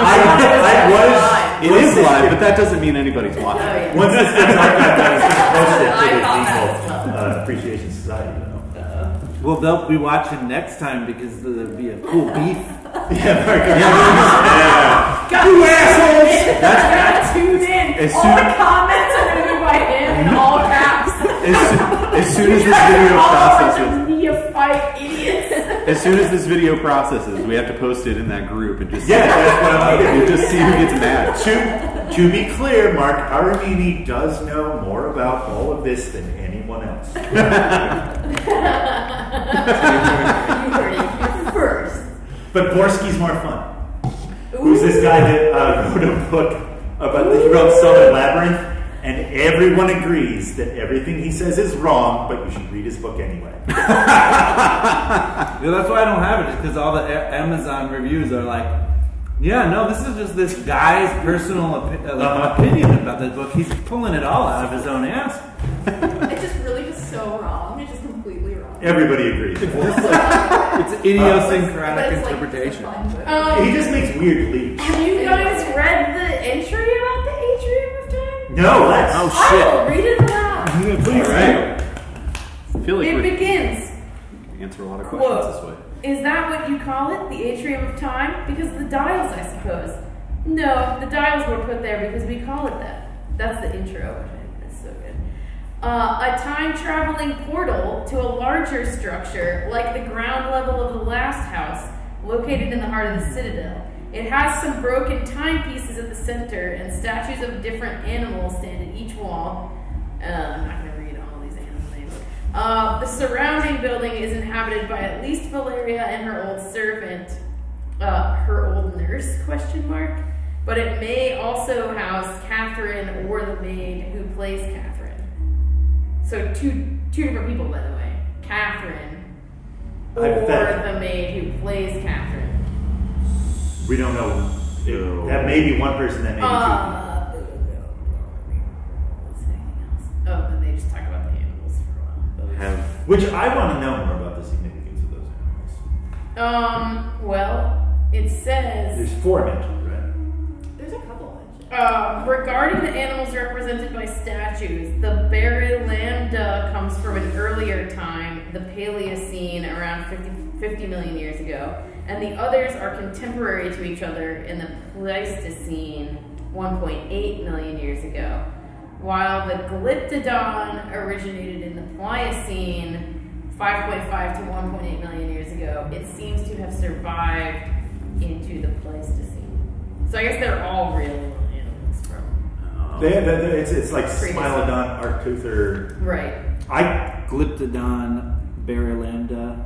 Yeah. Yeah. My mind really wants to somehow make them relate to the elements and the 4 Kabbalistic worlds somehow, but I don't know enough about A that. Glyptodon is an ancestor of an armadillo. Right. But It's it's like the size and weight as a VW bug. It's a tapir, an armadillo, a bear, and a lion. The bear lambda is a herbivore about the size of a pony with 5-toed limbs and a large, powerful tail. That's the one that's a tapir. A tapir? Okay. Yeah. So that almost right until we started describing extinct animals. I was about to say that that really very much, having just finished reading Latro into the Mist, there sounds like Latro's memory palace that he constructs. Oh. Where there's all these statues of mythological creatures and Greek gods and goddesses and animals, and it very much weirdly is out of time. And characters, and again, this is a book with an unreliable narrator because he's got the Memento thing going on. Can I request that you only talk about the first book of that, Soldier of the Mist, because that's the only one that I've read. I haven't read any of it. Zip. Sorry. I don't know. Just I don't know. Suddenly I had this. I'm holy shit! Did you just connect these 2 books? So in short, it says a time-traveling portal to a larger structure. That's what it says. What does that mean? A time-traveling portal? Is there a time-travel structure attached to this Atrium of Time? And when we talk about the Atrium of Time, are we talking about the area, or are we talking about this big dial thing? Really courtyard? The Atrium of Time is a time-traveling portal, is what it says. Yeah. I think it's really important. We think of it, he's calling it a courtyard, so we think it's oh, there's buildings around. I guess there are buildings around, but no, they go into that weird room, and that sounds kind of I think they're all ships.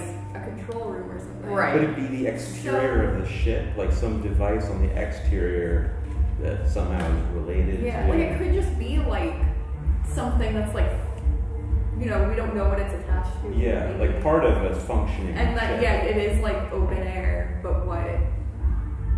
Where is it?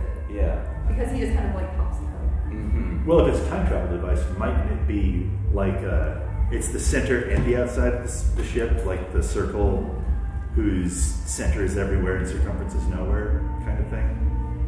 So when you go into the atrium of time, you're actually not anywhere. Right. Yeah.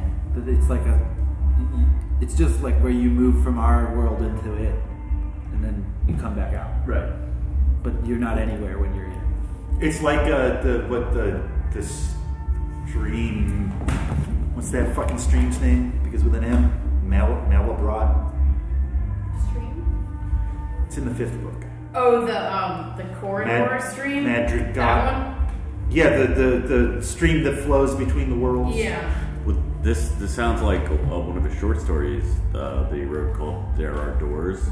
Oh, wait, I have a full novel called "There Are Doors." Well, okay, I guess it's like a short novel. Yeah. Novella. Novella, I think. That's what they call it. Yeah, Or perhaps a novelette. But it also reminds me of like Mandragora. not to get even nerdier, but like 2nd edition Dungeons and Dragons and the Planescape setting and the city of Sigil, the city of doors, where like literally anything can be a door, anything could be a portal. Like if there's just like something enclosing it in a shape that you can pass through, then it can be a portal.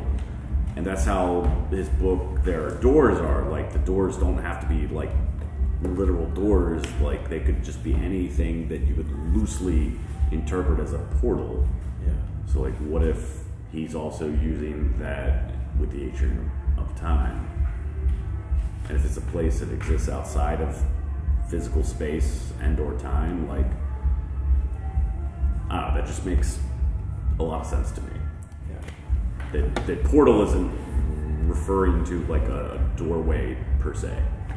Well, in the 5th book, there's when he fully comes into his power, there's a part where he's able to just like he looks at a field and then it splits and he sees like a whole other landscape in between the 2 points in space, and like he's able to enter this thing called the Brook Madrigal, a stream that flows from Yasad to Bria.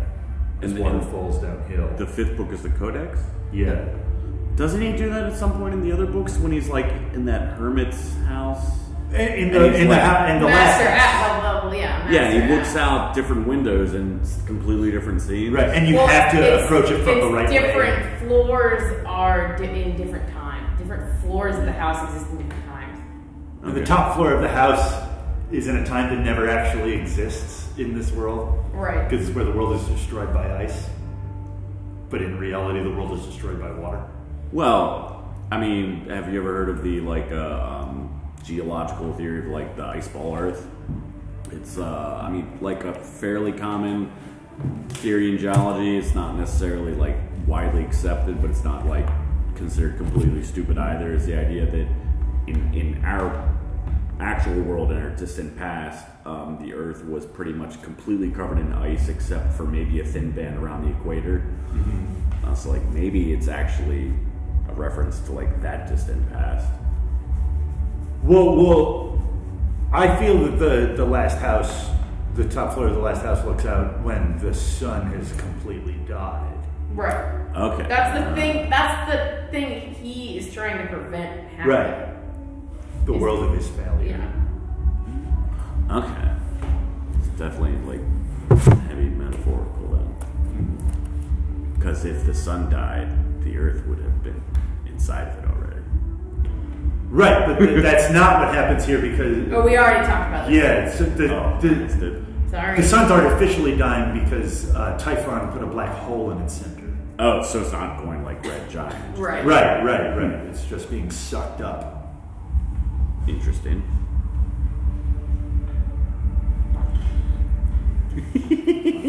This book. Yeah. So we've been doing this for about 2 hours now. Oh, really? Yeah. Are you tired? I'm I'm just like, are we maybe return to these 4 chapters for at least like some like catch up. And then, There's a bunch of stuff in chapter 4 that I want to ask about. Yeah. Oh well, yeah. Well, let's by all means. Because I feel like chapters. I feel like I have like as many notes on chapter 4 I made as I did for all the other ones combined. I feel like chapter 4 he starts like blitzing us with shit. Totally. And so the beginning is like there's a lot of lying that's happening, like really, where, and he says it's my page, 25, I don't know, it's the very beginning of chapter 4, he says that he was in trouble for some petty infraction. And I really want to know what that is about. Yeah. Because from everything else, including like his next actions are to like tell a guy he can go pee and then take the sword and cloak, which he's not supposed to touch before they've had a ritual. So he's doing something. He does like a billion petty infractions, like right after. But like and that's not even petty. That's like they're gonna have this huge investing ceremony where part of it is now you're allowed to touch the sword, and he's grabbing it right here, telling this guy he can use the bathroom, and then immediately abandoning the post to go take care of the dog. He's like, he's being a dick in every direction. I also want to note that this sword is described to look exactly like Terminus Est.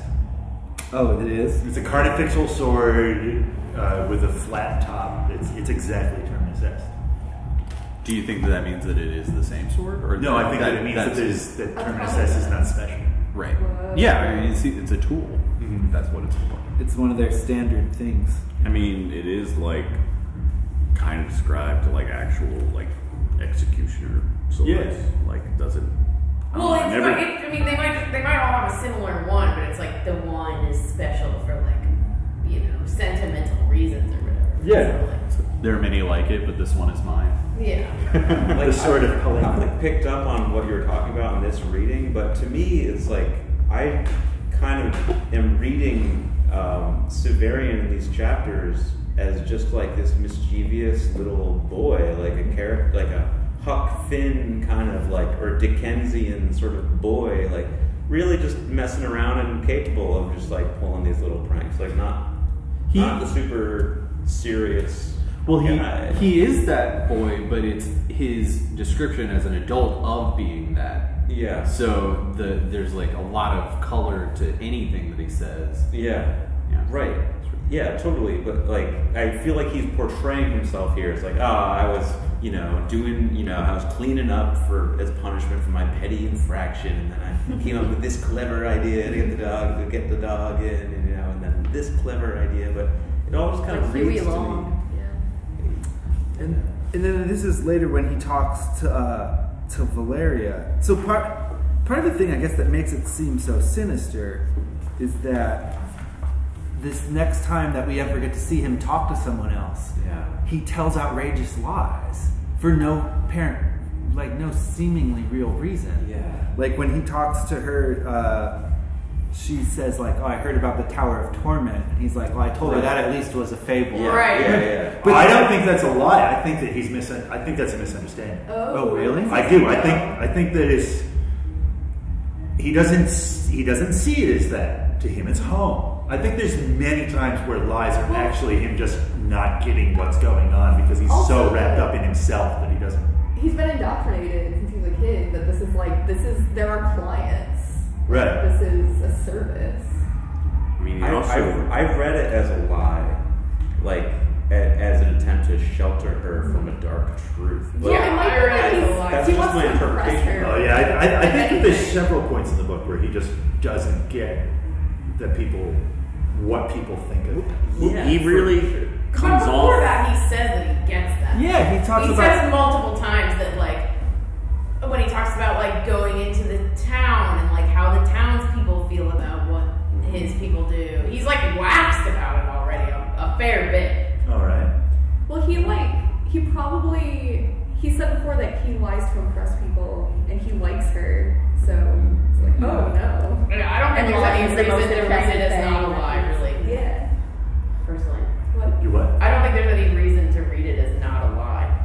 All right. Well, I see what everyone's saying. does anyone think it's a presumed that truth. Subterranean is like maybe like something like borderline personality disorder or like in some way sociopathic, but like he just literally physically can't relate to other people, which would explain why he lies all the time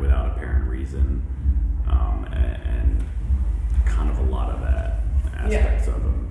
And he's insecure.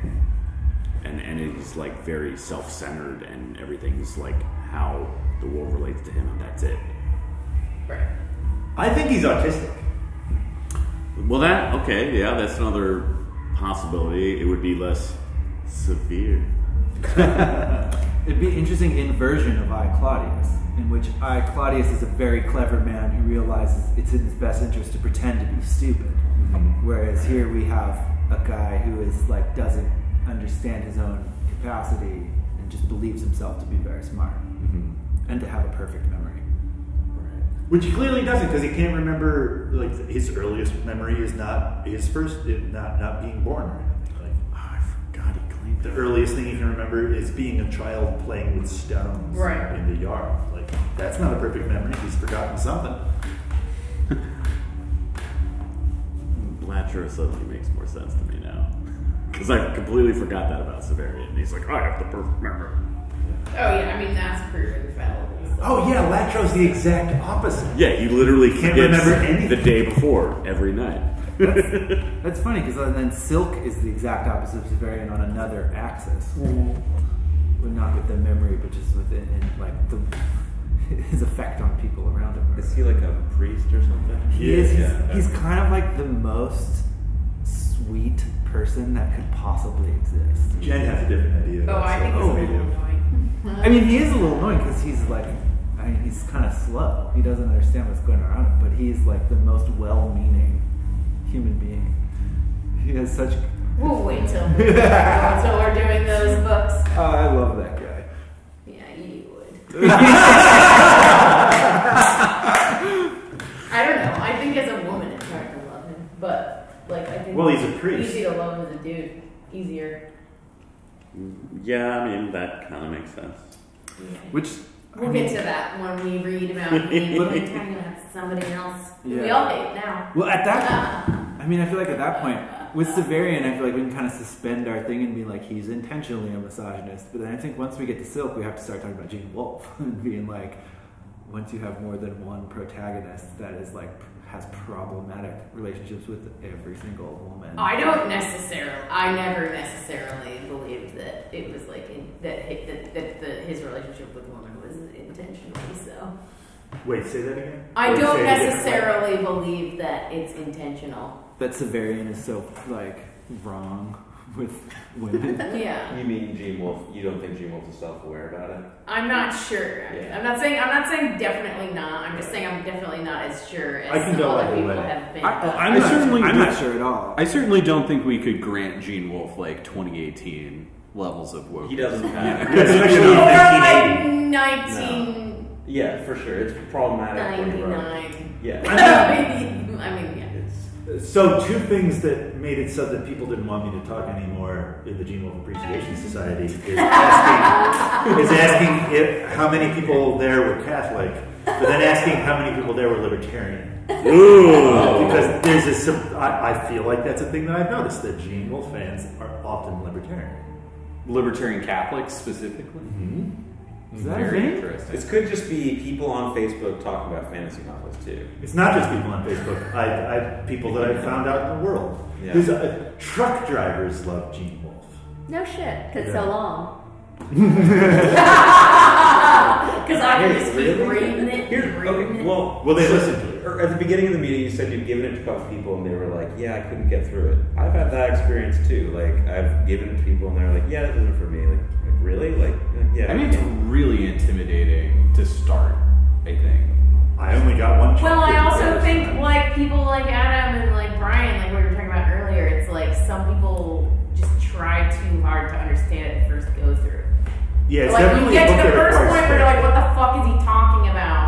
And if you get hung up on that every time, because it's so many times, you just get so mad and frustrated. I mean, like I seriously had to just, I was just like, I'm just gonna read this. Yeah, I think that's the one of the best like pieces of advice that I read, like sort of about these books is like just read them quickly. Like you don't have to try to soak it all in all at once. Yeah, and then read it again. Because you'll fail. Yeah, it's just like just get through it. Yeah, you're not intended to understand it on the first reading. I think. Yeah, and like I mean, even well, you can't Right. You literally Wants you to can't. read it. Like, There's even- like shit. There's shit in there that you literally could never understand. Well, and You even can just only understand it if you've already read it. and Yeah. even only reading like Shadow of the Torturer once, and then reading it again like 3 years later, like it was a totally different experience. I didn't even have all the other stuff to add to my initial reading of it, but just like the second time I read it, was like, oh, this is like not hard this time.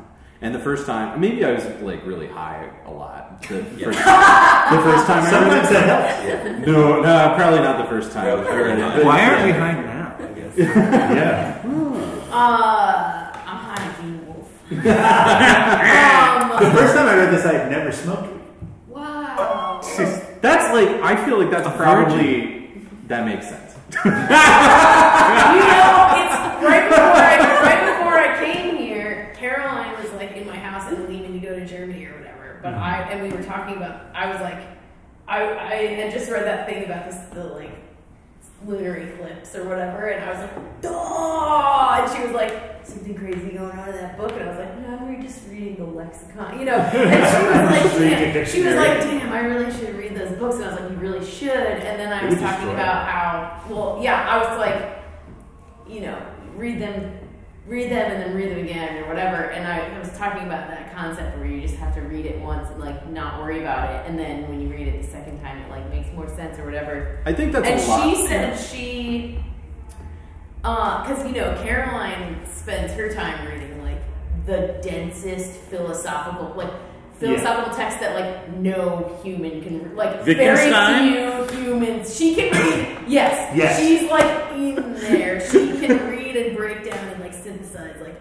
the most dense. Like I could never touch the shit she reads. She introduced me to Wittgenstein. She said that when she does like seminars or whatever, like workshops on like texts, that she tells people like don't like just read it the first time and then read it again, because people like had the same thing happens with these texts where people are like, I don't fucking get it, and she's like, don't worry about it, just read it and then like read it again, you know. And she was like, I'm proud for this shit, you know. And I think that's a stumbling block for a lot of people. Like it's people a lot. Don't want to read things more than especially if, I mean, like if you're just like reading Wittgenstein like on the side, that's one thing. But like most people just aren't going to read that much.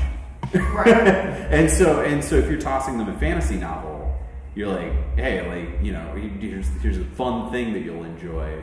But then if you're like, well, there are 5+ books and you have to read all of them and then read it again.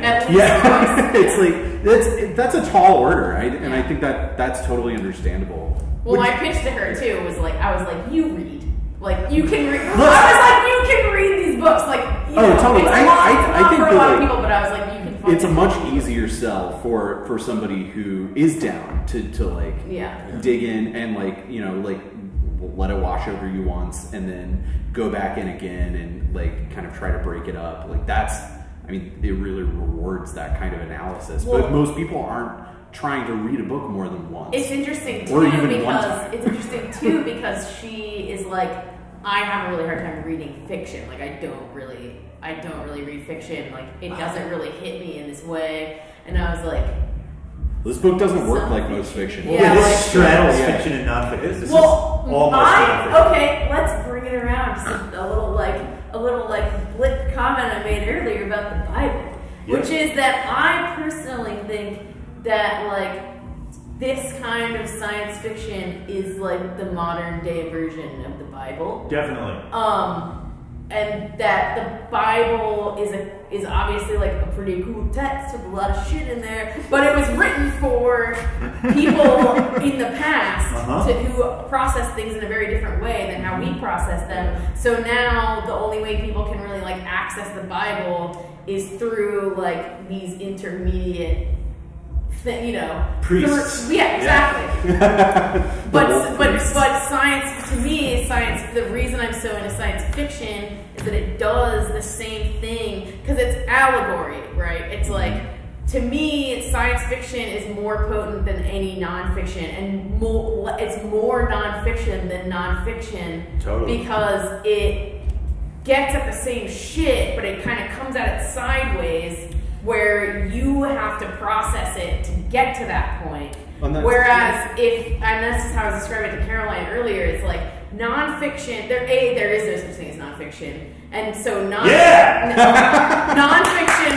always has these layers over it, like fiction does, but it's harder to discern what the layers are, because you have to be like, what's this person's like biographical trip? Like, what's the reason why? And there's like these thin, gauzy layers that are like glued on and impossible to peel off. But if you're reading fucking fantasy sci-fi shit, it's obvious what the like layer is, because the layer is the entire narrative. And the narrative isn't the purpose. The purpose is all the shit you get to through the narrative. And to me, it's like much more potent that way, because you get to all these like super deep realities, but you get there on your own avenue through this thing, and it like is so much, it gets in there, I think, much deeper and much more like, I don't know. Well, that's how I feel. Well, I think the fundamental misconception about a lot of science fiction is that it's predictive rather than like prescriptive rather than descriptive. Yeah, exactly. Exactly. Well, some of it is. Well, to a degree, but I think well, yeah, but like even with Asimov, I feel like if you're trying to read it as prediction, like you're just going to be disappointed. Like you can only ever set yourself up for disappointment if you're reading science fiction as like a prediction of something that could or would happen. Like you have to read it as a reflection of the time that it's written in, or like in Wolfe's case, like a reflection of this whole like mythology he's like trying to synthesize and process. It's fascinating. Cyberpunk is completely descriptive. Like people view it as prescriptive, but it's descriptive. Well, Le Guin says this thing in one of her essays that that visual artists use their form to describe things that can't be described in words, and science fiction writers, or maybe it was just fiction writers, describe things that can't be described in words with words. So, yeah, absolutely. Ursula is the shit. She is! Yeah. The best, I think, personally. Oh, she really is. I really want you all to read I'm gonna keep now. bringing it in. Because, like, it's based off of Herodotus's histories, and, like, you know, people call Herodotus, like, the father of history, like, also the father of lies, and arguably the father of nonfiction. Right. Like, what you just said, like, there's no such thing as nonfiction. That's lie. why he's the father of lies. Yeah. Well, I want to read it. Let's get to Latro after the Sun books. The entire solar cycle, 2.5 years from now. We can read Latro, That's a drop in the well. I want to really upset a stranger by screaming. I also think we could greatly accelerate the like, A, I would be down to meet more than once a month, personally. And B, because now I'm just jacked. And B, I would read more than 4. Yeah, me too. Because they're so short. When I was like, 4 sounds good. Then I picked up the book, I was like, there's like 30 pages. It goes quick. Yeah. Granted, we had plenty to talk about. I think we could definitely, we could definitely, well, so much of what we're talking about isn't like contained within. Well, you can't, you have to. Right, yeah, I mean, so much of it reaches outside of that, so we could probably speed it up a little bit. Also, I mean, not for like the purpose of speed, but just for the purpose of more sooner. Conversely, the next 4 chapters means that we won't be only talking about 4 chapters, we'll be talking about 8 chapters. True. Like, with each edition, we'll be talking about the whole thing. Because that was the thing that I was thinking about during this last block of talking. Is like, this book isn't moments. This book is one thing. You know, that's why you have to read the whole thing and then go back and read it again. It's because it's not like chapter thing. You know, event. It's one thing. One thing happens in this book. The whole book. Yeah. 5. The whole 5 books. Particularly in Shadow, though, like once he leaves the Citadel, it's like the whole rest of the book is like just him trying to leave the city. Mm-hmm. Yeah, in one day. Yeah, which blew my mind the first time I read it. Is like he's just walked to the edge of the city. I mean, Oh, right. At the end, you're like, Yeah, I was expecting him to like get to where he was going to Thrax. yeah. And like, no. That's got not two more books for this. That's not how this works. I forgot. Oh, that's the thing that I think is interesting about this format, where it's like a couple chapters at a time or whatever. Is and I said this earlier. It's like I read it and then I started it over and I read it again, and neither time did I like fuss over wording or like minutia. And so I am having fun doing that, even though it's not.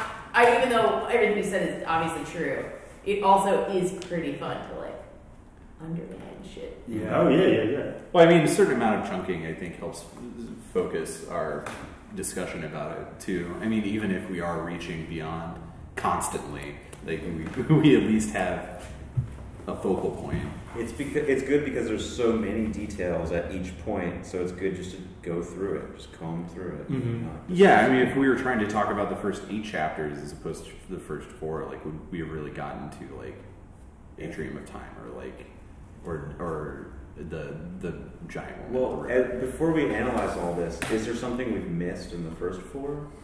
Yes. For sure. Something big. I think we're gonna have to be comfortable with a certain amount of that. There's something obvious, you know what I mean? Well, like, does anyone have any important There's thing? one thing that I think that stuck out to me this time, because I had a pen and a paper in front of me that I didn't get before, and I wonder if I'm in the mode of maybe trying to squeeze too much out of tiny things, but something that I thought was really significant that hit me was in chapter 4 when he's doing that bit about how him realizing like, oh, every other guild and every other thing is just like the torturers. Yeah. And he talks specifically about the beast guys. That's how that's his. They marry the. Yeah, that they marry and they swear. And when he talks about which is stuff that he stole from Robert Graves. Okay. So yeah, he talks about how they marry a beast and only have sex with that animal and never a human again. Yeah. Okay. And also that he talks about that like kind of like Mithraic ceremony where they bathe in the blood. Yeah. And it struck me this time is that he's saying that his realization that other guilds are like his is because of those specific things. Yeah. Which makes me think, are the torturers having sex with their clients and bathing in their blood? They definitely are. Later on, Philemon talks about rape being a sentence. And like talks about how he's ashamed that he wasn't able to rape on some occasion. Yeah. Oh, wait, this happens later? I totally forgot about that. I can't wait. Yeah, I never at all before would have caught that, and then this time I feel like he's telling us right now, that every guild's like us. They all have sex with their bears and bathe in their blood and their lamps. Yeah. Oh yeah, but does he talk about blood? Yeah, the chrism of their order is blood. Right. Yeah. When they get elevated, they get anointed with blood. And they're old. I mean, blood's pretty important to all their shit. Yeah. Good point. To go back to talking about how this whole thing is one thing, and like how at every point in the book you can find the whole book is there. It makes me want this group. I mean, I don't know how fast we go through this, but I feel like when we get to the end, we should watch the only movie that I know that is like this, and I know there's going to be protests, but it's Speed Racer. We should all watch Speed Racer. Fuck yeah! Because Speed Racer is exactly like this, where every point of the movie is in every point of the movie. I haven't seen that. I'd really like to see it. That's a. Oh my god, It's the best movie I've ever. heard. So good. I'm so happy to be here too. In a non-ridiculous Wachowski brothers movie reference, There's no such thing. Dahlgren is a lot like that too. The Delaney book, because it's. I've read the book, but I've never. I didn't know. It's written in such a way that you are supposed to be able to. A lot of it has to do with the chain with the mirrors and stuff that he has, but it's like the whole book is the chain of mirrors, so you can enter it at any. Yeah, sorry, there's no tell. You can enter it at any point in the story and read it as a cycle. because it's kind of like that, where like the whole book is in every moment of the book. I have a book in front of You I've only read the first fucking chapter. should. It's awesome. That's like a Kabbalah thing too. Like the tree of life is a fractal. Like there's a tree inside of every Yeah. Yeah. Oh yeah. sphere. Dahlgren's another book that's it's a lot to ask of somebody. I've definitely given away multiple copies of it to people who have absolutely not read it. Yeah, I've only read one chapter, and that's all I've been able to do so far. Really? Mm-hmm. I'm surprised that you didn't go hard on that. I wasn't in the right place. Yeah, I mean, it's a lot. It took me 3 years to read the first Dune. I I- just would read it and be like, this is Oh not the man, I time. slammed on I that plowed so through fast. Dune the first Yeah. time. I was 13. I was like 15 Oh, or I'm something. talking about the 6. Yeah, you went I through just all like the Really? first one. that's just Wow. my style though. I think in general. I can't do series like that. Oh, I can't not. I'm like I'm gonna read every book. No, I've always been like, I'll read one book from a series, then I'll read something else, and then I'll, The go back worst. to it. Actually, Dahlgren took me, like, I took a big break in the middle of it. Oh, you're talking about the Delaney book. Yeah. Oh, yeah. That was cool. Have you read all of Dune? Like the whole series? Yeah. All the Frank. The books. actual Dune. I've The only Dune that's acceptable. I read the first 3 books. I read. Oh, you I gotta read read through- the last I read 3. through Children of No, Dune. you have to read the last 3. Jews in space. You have to read. That's like literally what it's about. You have to in read space, you have wander to in the read desert, last always. 3. The 5th book is the best one. It is. It's so good. Heretics. Oh my. Heretics. All right. No I'm- question. I will I'm glad we all consider agree. it. I'm glad we all agree about it. It gets. I'll put it on the list. Children is It's- pretty tedious. yeah. I don't know.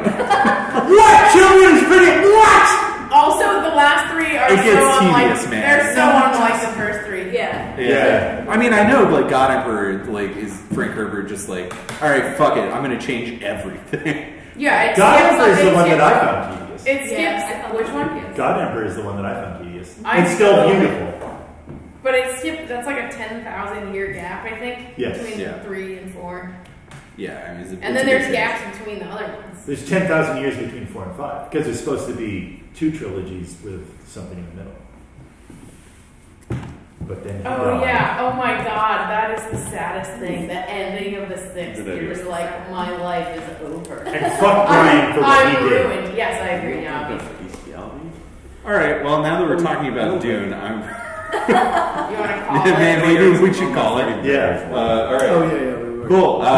So, This has been the first episode of Wolfe Pack, first episode of Wolfe Pack. talking about Gene Wolfe's Book of the New Sun. Hopefully, Emma's mom will watch it and send us her notes. Yes. Yeah. Wait, Has- his mom has- has notes on Has this? she read the book Well, of the she'll New Sun?